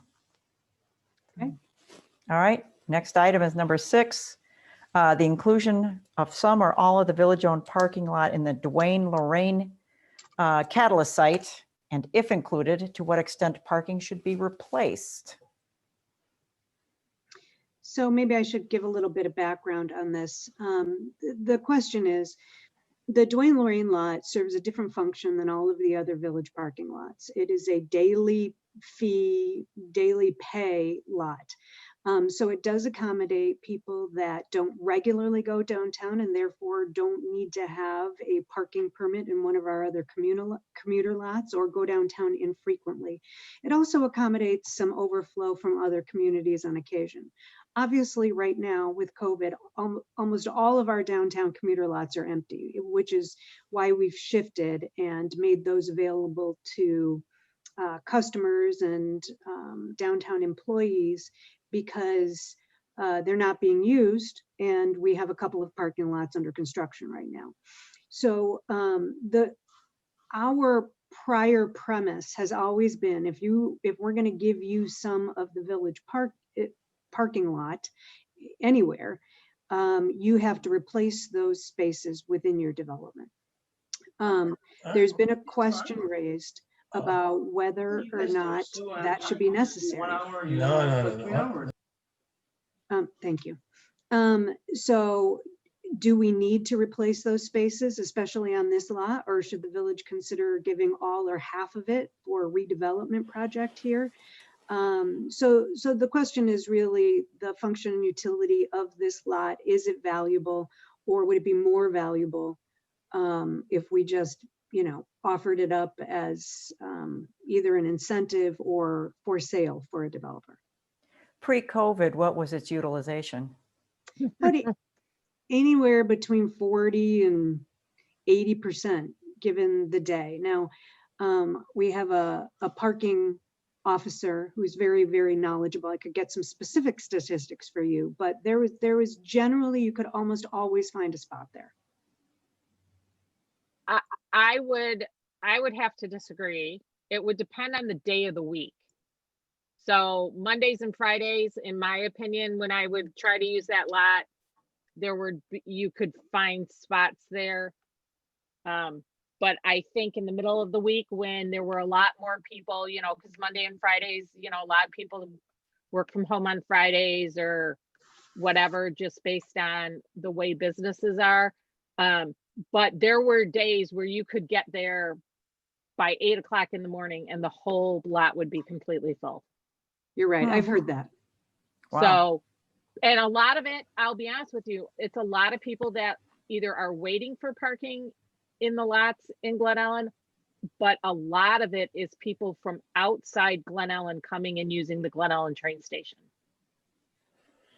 So just to be clear on this exhibit, the parking lot that we're seeing is existing and it extends over to where that structured parking is? That is correct. So right now in the Catalyst site, what's being shown is about a quarter of the Duane Lorraine parking lot being dedicated to this structured parking. Okay. And Brandon, does it include replacement of the spaces within the structure? Right. So this is showing replacement of the spaces. I should note that I think that single family home that's kind of sandwiched between the two is about here. So it's kind of partially parking lot, partially that single family home. So right now it is a 1-to-1 ratio to cover the existing lot and so the question. And then some of it, yeah. And then to provide sufficient parking for the dwelling units. And then on top of that is the replacement parking. So I don't know, how many levels is that, Brandon? 2 plus a rooftop? Correct. So it's three levels total. 3 levels of parking. So it would be whatever the surface parking it's covering now, it would be providing 3 times as much back. Well, not quite, but 2.5 times as much back. So you're asking us, do we really need to have to cover all of the parking? Yes. I'm having a hard time even really knowing that or feeling comfortable that I have all the information to answer that question. Well, let me ask a follow-up question, I guess. Yeah, go for it. Is it a matter of deciding how many stories that parking garage is, or whether we need the parking garage at all, or, in terms of the larger piece of this? Does that make sense? So I guess the question goes to bulk. How big do we want to make a parking garage? And you're right, Chairman Locke, we could probably give you some better information on percentage use of that lot. It's just, there are some very divergent views that we've heard within the village staff and on the board related to whether there is a need to retain Duane Lorraine or not. And I was just really seeking some of the Plan Commission thoughts on that. Yeah. And if there are none, because you don't feel you have enough information, that is fine too. I hate to pull the COVID card, but I don't know if we can accurately make this decision until we see how this pandemic reverberates through the next couple of years. Yeah. Yeah, I would agree with that. I would agree pre-COVID, yes, we need it. I would suggest, some people are going to hate when I say this, but if we're going to give it up, why don't we give it up and make actually the parking garage bigger? And it can be used with growth for employees working in the downtown area, or out of village parking for out of village residents parking for the train station. Right? I mean, it's just something to think about, right? So if it ever gets back to the way it used to be with parking in Glen Ellen and people waiting 7 or 8 years to get a parking spot by, you know, in one of the train lots because they go into the city all the time, the question is if we're going to build, if a parking garage is going to be built, maybe we should build more of a parking garage there. It's just a thought.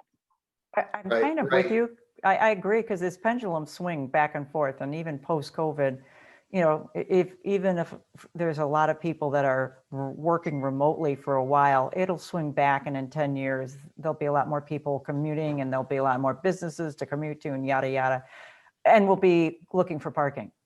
So if we're looking out 10 or 20 years, I think we'd need it. Go ahead, Jamie, sorry. I guess the question, sorry, Mary, I didn't mean to interrupt. This is a catalyst site. It's a recommendation in this comprehensive plan that's supposed to last us the next 15, 20 years or whatever. I mean, there's no harm in including that this is a potential use of this, but that use could certainly evolve, right? Sure. Because, you know, we're not bound to necessarily the fact that that has to be a parking garage, or that even has to be that particular building. I guess, you know, I'm asking and throwing it out there, I guess, in terms of the feedback. I think that's a good way to play it, because the developer may come in and say, you know, I don't need the cost of that land, and I don't need the cost of building that structure. I can make the parking for what I want on the building site. And it may be that the village is in a position to work with a developer who's creative and says, hey, we'll build a deck for you guys. We a use that can use part of it. We could do a building twice as big as that. And even if Metro commuter, or even if ridership skyrockets in 8 years, we'll be even better served with the deck that we plan on building. So this shows the potential for something that may or may not manifest, or it may manifest bigger than we've shown it. It demonstrates the viability of the concept. I don't know it's necessarily an either or. Okay. And I guess I'm an optimist. I'm thinking in 2 years, we'll be back to full swing on ridership. I just have a feeling we're not, Americans have short memories. And I think if that vaccine rolls out the way we are all hoping it will, and I think Metro trains will be packed in 18 months. And the Cubs will be winning again. That's how optimistic he is. Now we're just playing, you know, now we'll we're take that. being crazy. Yeah. Optimistic, not insane. No. All right, next topic, the appropriate building height for Duane and Forest. Did you get enough information on that? Or okay, I think so. I think we're good. Okay, let's go to number 8, which is single family or multifamily development as an alternate development option for the east section of the Duane and Forest Catalyst site. So I wanted to clarify on that. I meant to put single family attached, not just single family. Okay. So we would be thinking of, you know, maybe that duplex idea, maybe some townhomes, maybe multifamily. But the question is, would everyone be comfortable with there being no commercial component on that site, as it's a little bit removed from the real downtown strip? I am, but let's see what anybody else has to add. I agree with you. Going back to our discussion earlier about attainable housing, I have a couple friends who actually lived in the townhomes that are just west of St. Pat's on Duane. You know, it's right pretty close to the library, and that was great starter homes for them when they had really tiny kids, close to the library, close to town, close to the train station. So I think something like that here would be a great fit. I actually like to see this site be pretty left wide open for whatever a developer can bring forward to us. Great. Okay, thank you. Any other thoughts on that topic? I was going to say, we've actually done several plans where a site could be multifamily, could be single family attached, could be office, could be commercial. There's a number of things that could be great. And we've actually designated it as market flexibility. And we've said, provided it's the right scale of architectural appeal, well landscaped, well designed, any one of X number of uses, and we identified them could be appropriate for this, provided the design criteria is met. And every place we've done it, it's worked out really well. Sometimes it's not what should go there. It's simply identifying what should not go there, and everything else might be okay. And this might be that site. Yeah, I think though, to, you know, give a nod to the fact that we're going to have a tunnel. We are going to see, you know, it's like when I first moved to town, you could walk across the tracks there. Yeah.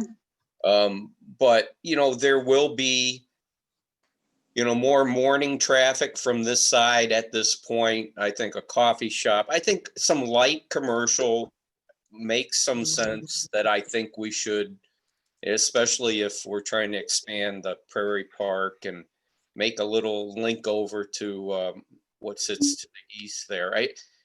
You know, one of my biggest pet peeves is looking at the backs of the businesses along Duane Street from the train. You know, I'm a longtime commuter to downtown, and it's sort of like putting our garbage right there. But you know, we have this opportunity to kind of clean that up, and I think part of cleaning that up is people will be on the street, people will be on bikes, which they are already. I think, you know, to have a little bit of commercial on that part of that lot makes sense. So, for what it's worth. Any other thoughts on this one? I would love to see this as a park. We know that. I think that when we were discussing earlier, Commissioner Barry, about the front door of Glen Ellen, he's not really seeing it 5 corners. To me, the train line in is the front door to Glen Ellen for a lot of people. And if we made that a park, I think it would attract more business and it would attract more foot traffic, and it would make sense for, if we had that park there, we could have a larger downtown area where like the Lorraine and Duane area, it would make sense to extend the types of residential down all the way down there, because we have a more substantial downtown. So Laura, are you saying that you're gonna buy that property and donate it? I'm saying that if we have the money to invest in pocket parks, I would rather see that money go toward a nice big park instead of 3 or 4 pocket parks. Yeah, and maybe along the same lines, you could look at during the streetscaping project, you know, not that there isn't enough already on that plate, but, you know, I think those public spaces, which I know you're fighting, have been fought for and are still in discussion, just like the outdoor eating areas. Maybe some of the proximity of the tracks is a little tricky, right? Because you don't want to have something too close with kids, but maybe there's an opportunity there to put something in where people can walk across the street from either restaurants or Starbucks or places where they could have some kids play on some light equipment and have a, you know, like you said, a fountain or something. I think Wheaton has a little play area like that. You know, something to consider there. Splash pad or something. Yeah, well, you know, I think those ideas are neat because, you know, clearly we see families moving out to this town. We want to encourage that and have a place for their kids to be. So, you know, I don't know if that's incorporated into this or incorporated into streetscaping ideas, but, you know, maybe that's another way to accomplish that too. Or something to look at when you're having your wine or your beer after this meeting. There was a resident who spoke, or gentleman who spoke, was from Valparaiso. Yes.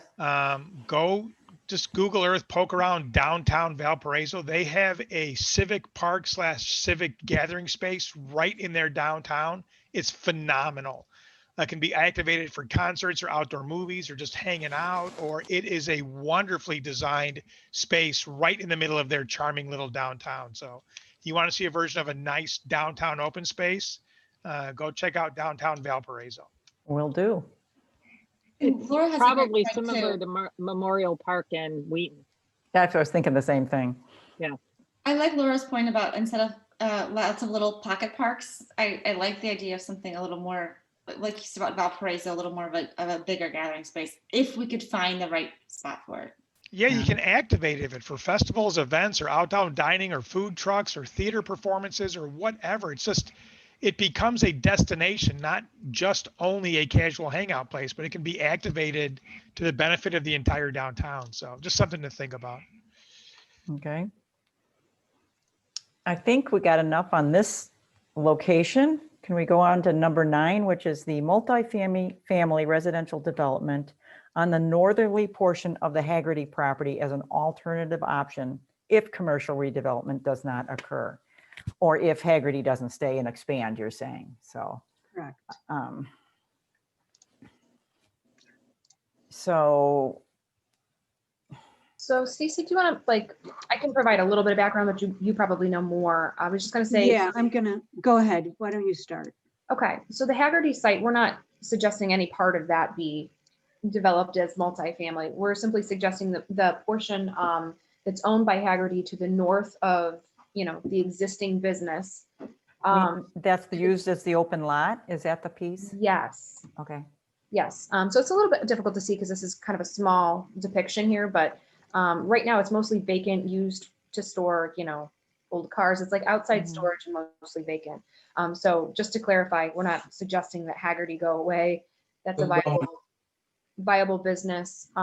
We're talking about the area just to the north that is also owned partially by the village and partially by Haggerty. Is that as a potential use instead of it expanding into commercial, as it possibly being a multifamily option? Owned That by would the keep- village. I'm sorry? You said owned by the village? Partially. We actually own some lots in there. Oh. How did? And that would just continue having multifamily continue down. That's just north of there, right? There is multifamily to the north. Okay, it's townhomes, right? Yes. Okay. So can you see my screen? Yes. Yes. All right. So obviously this is the Haggerty portion of the property that he generally uses for his business. I'm sorry, over to here. These are 3 lots he recently swapped with a lot out here. And so these are now probably going to get redeveloped with single family homes. And this is all part of his property as well. Even this portion zoned single family. This right of way here is village owned property. Okay. It's a village right of way. And these 2 lots here are actually owned by the village of Glen Ellen. So they're actually, it's not classified as right of way, it's village owned property. And so the question is, I mean, right now, Haggerty is looking to acquire this piece of right of way and this possibly, and maybe expand the dealership.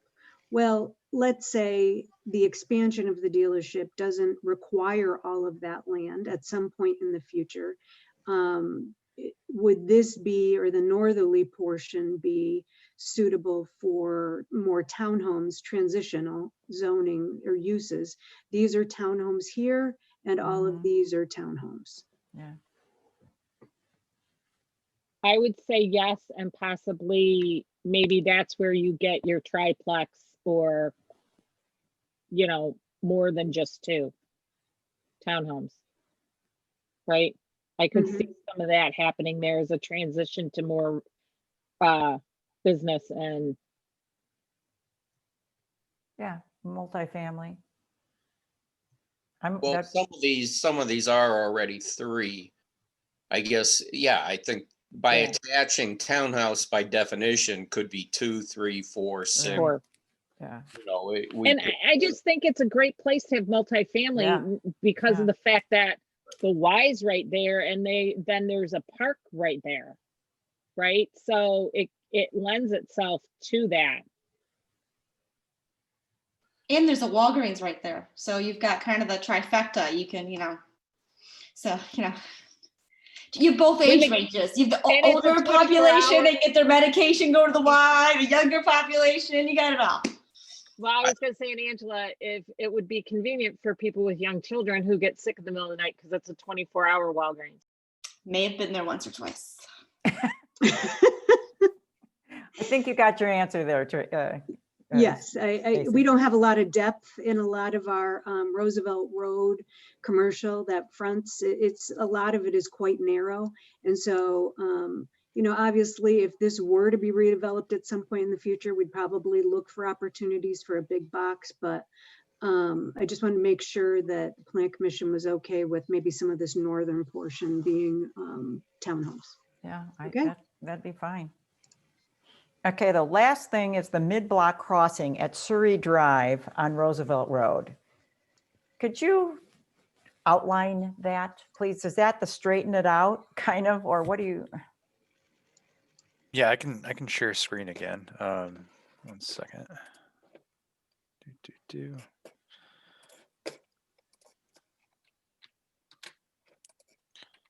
All right. So, oh, come on. You had it there. I had it. There we go. So it's recognizing we've got this Surrey coming down, teeing into Roosevelt. There's an opportunity site across the street with some underutilized parcels.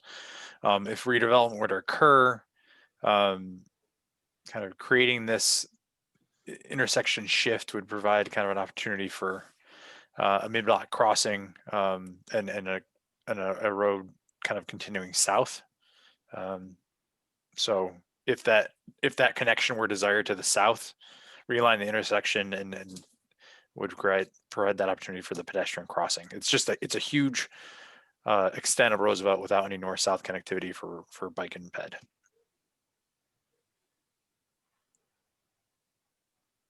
Is Stacy?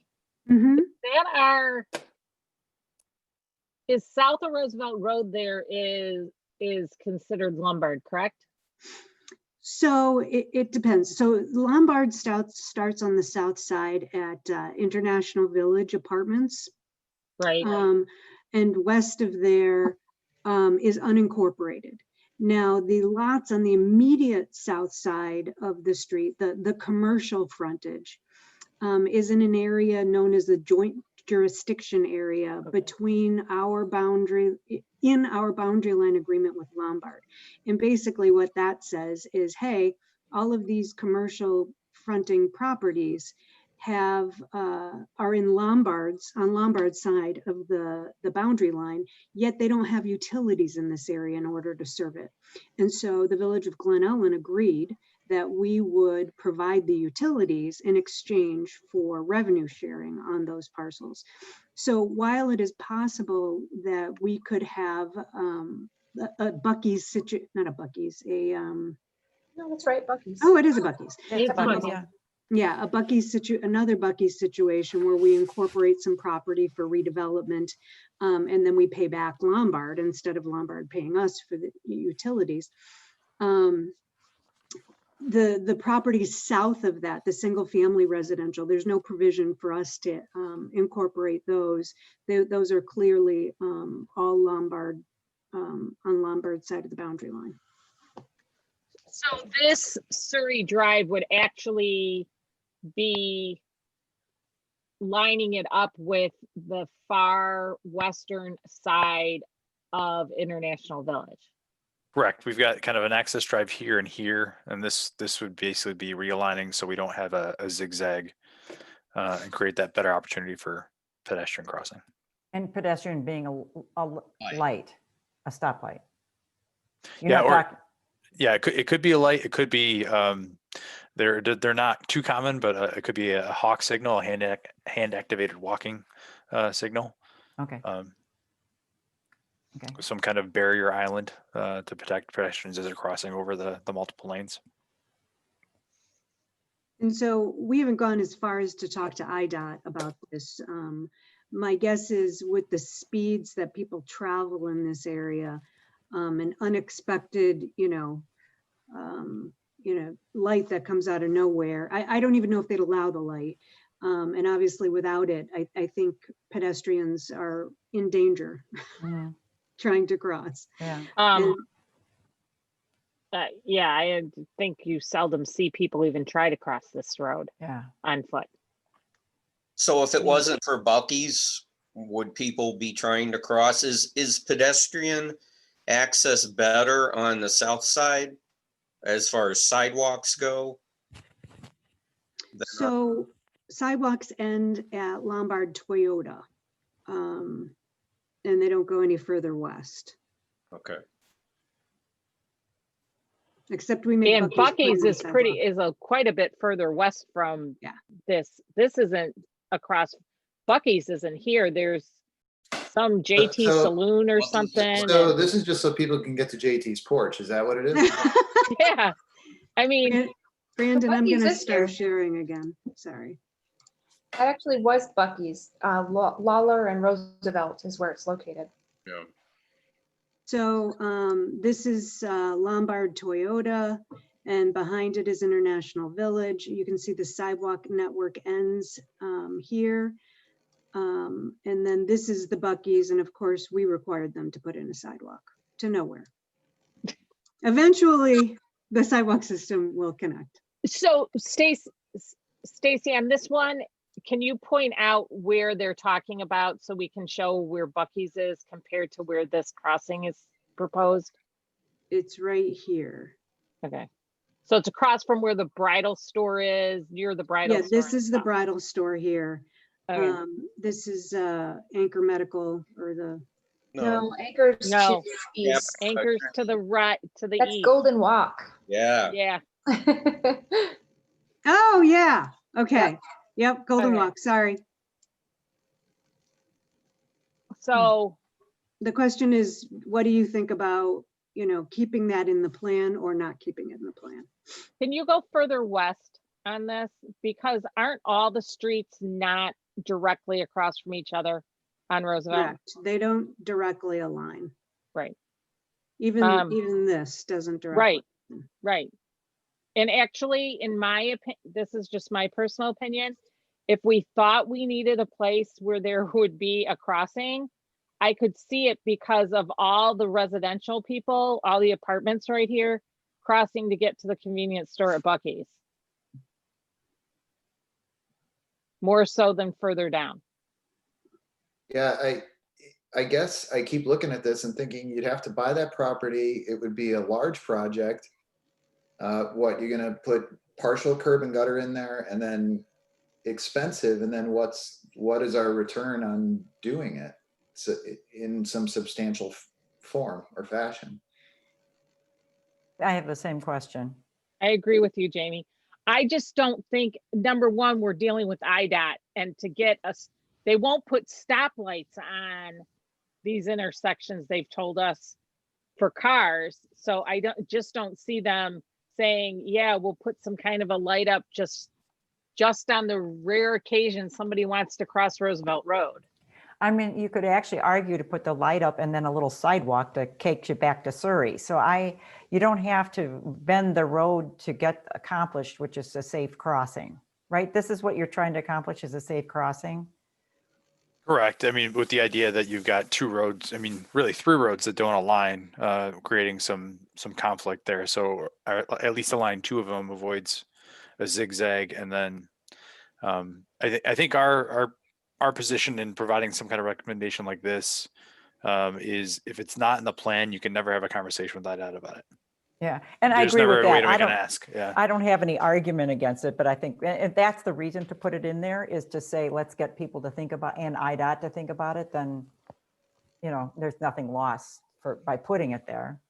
But I think our argument is the probability of it happening in this version of the comprehensive plan would be pretty low. It's just, again, looking at, I mean, how much residential is north and south of this street. Oh, yeah. People trying to get around. There's a huge gap in your pedestrian network where you don't have an opportunity to cross besides the expressway in Finley. Right. So If IDOT could be convinced it's a benefit to them, they would also at least play ball.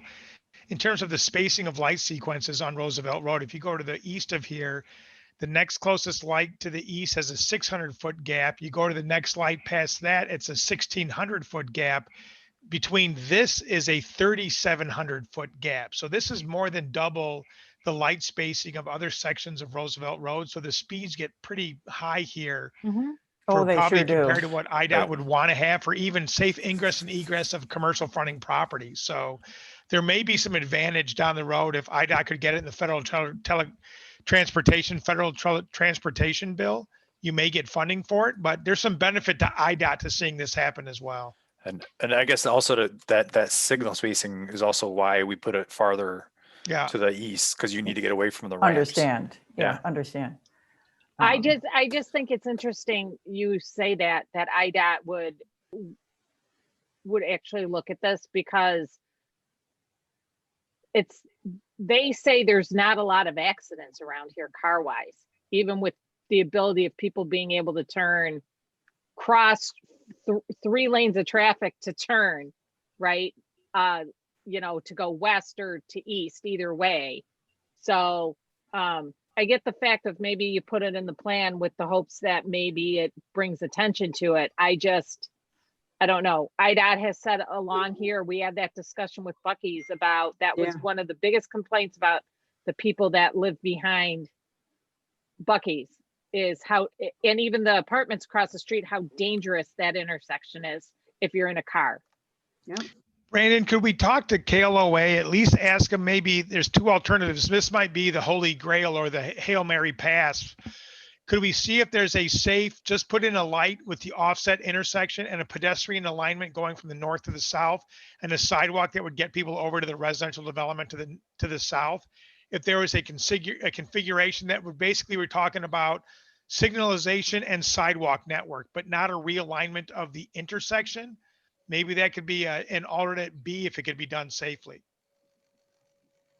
Thank you. Yeah, I mean, I think that's where the conversation started, and Right. I think that we decided like a realignment, showing the realignment was like the big ask, and then, but maybe we can work on the language in the plan to come back to that softer example.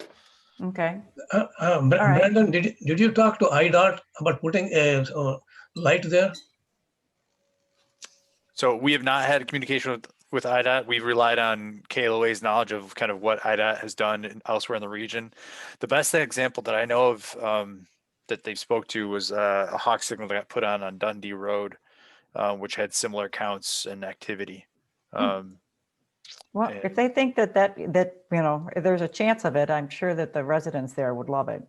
Yeah. At least for the pedestrian traffic. Yeah, I think if IDOT does not install any light there, I think making the Surrey Drive zigzag, I don't think it's a good idea. I don't see any really need to have those roads align. Nobody's really going from one side to International necessarily, but I do think to have them misaligned and still propose maybe a light to allow some crossing of pedestrians, that extra width of traffic stoppage is not a bad thing to have. So, I think the idea is there and strong. I just don't think we need to push the alignment. I also think if you put the light there, it'll what they call the traffic calming down by the Buc-ee's. It'll help those folks be able to turn left there when they need to. Yeah, it'll provide gaps in the traffic. Yeah, right. So, all right, there you go. There's thanks that we made it through. Is there anything that we need to discuss on the comprehensive plan at this point? We're going to come back to it on January 7th. Thank you both, John and Brandon, for all your time tonight. We know it was long, and thank you for our attendees for bearing with us for this discussion. We appreciate your being here. And I think we can We'll leave the public hearing open. Do we need to do anything other than just move on to the next agenda item?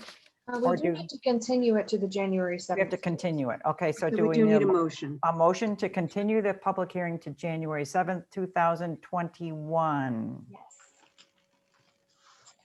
So moved. And may I have a second, please? Second. All right, I have a motion by Commissioner Fennella, seconded by Commissioner Rodeman. Barbara, if you're still there, would you take a roll call vote, please?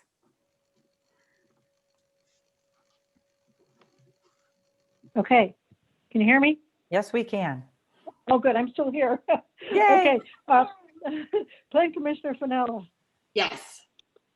Plan Commissioner Rodeman, Yes. Chairperson Locke, Yes. Plan Commissioner Barry, Yes.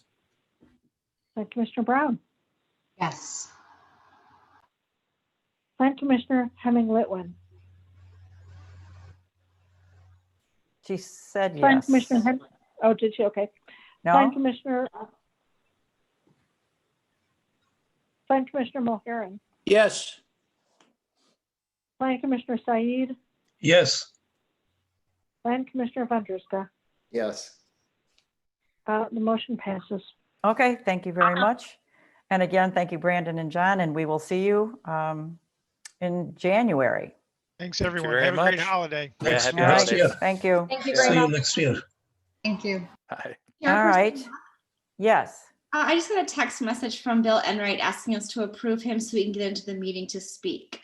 He is already in the meeting. He Yes. is. He's in the meeting. He may need to unmute.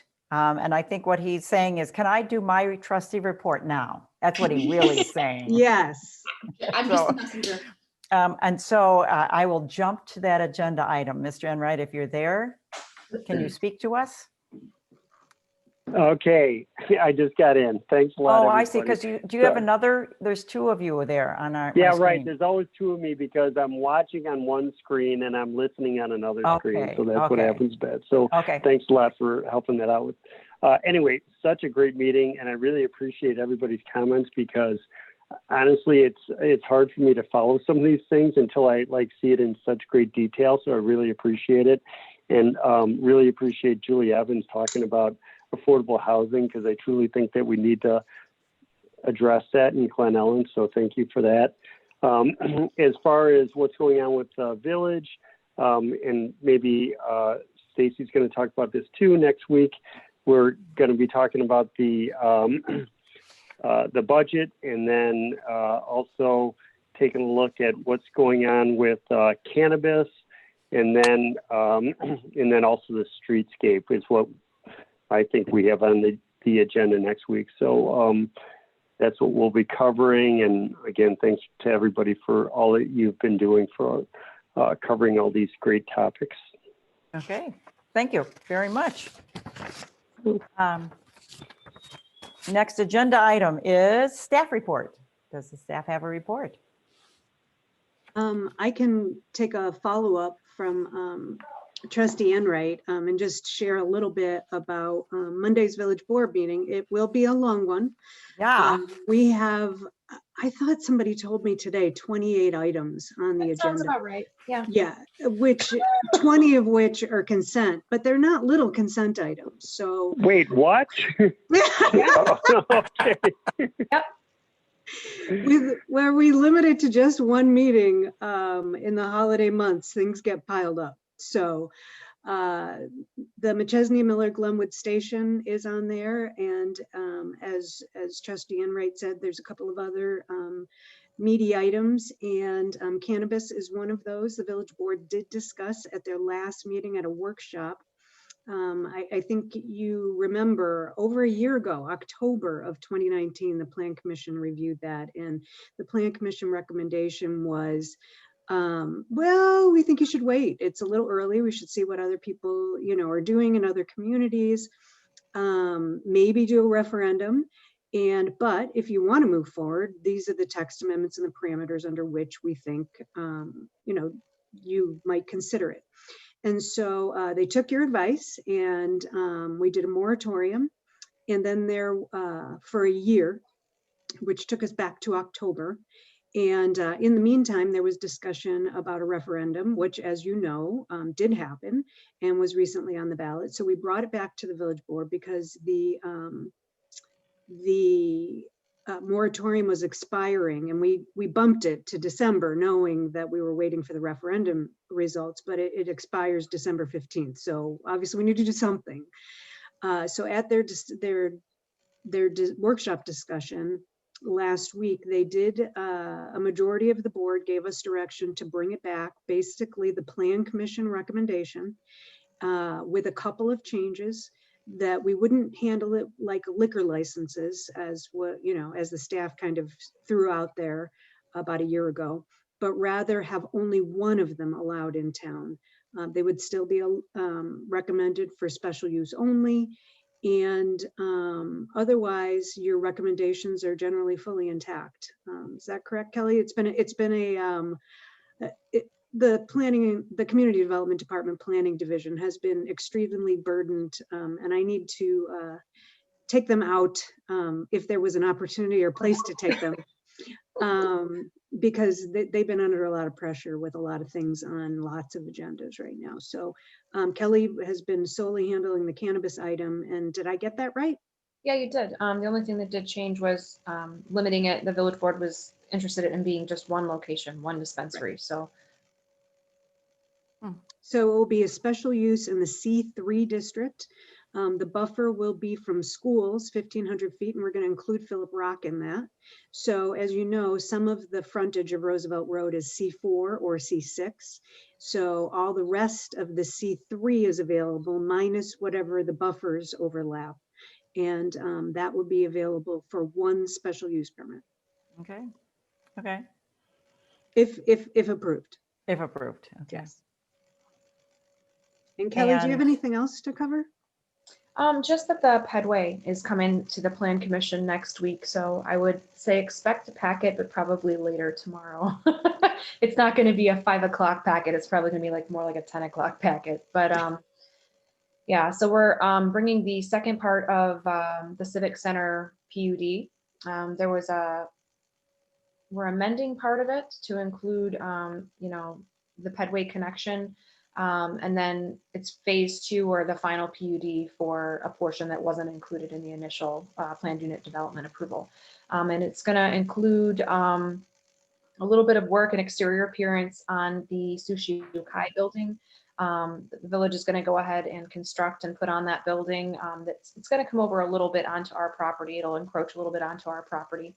But it's going to be a nice looking area. It's going to provide a little bit of public space and possibly some options for outdoor seating and things like that.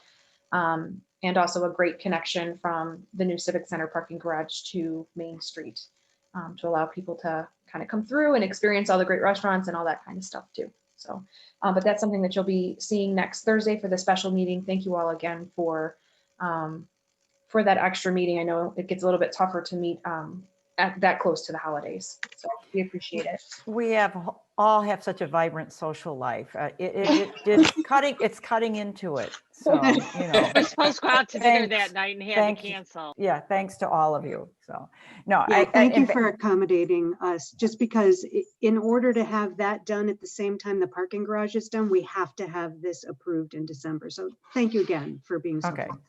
Well, hopefully we'll all be there. We'll have our quorum. So that'd be good. I know we're missing one or two, I think, next week, but otherwise I'll see you all next week. I think the last agenda item would be the chair report, which I really have no report other than to say, thank you staff for all you do. And thank you commissioners for all you do. And we'll see all of you, I guess, next week.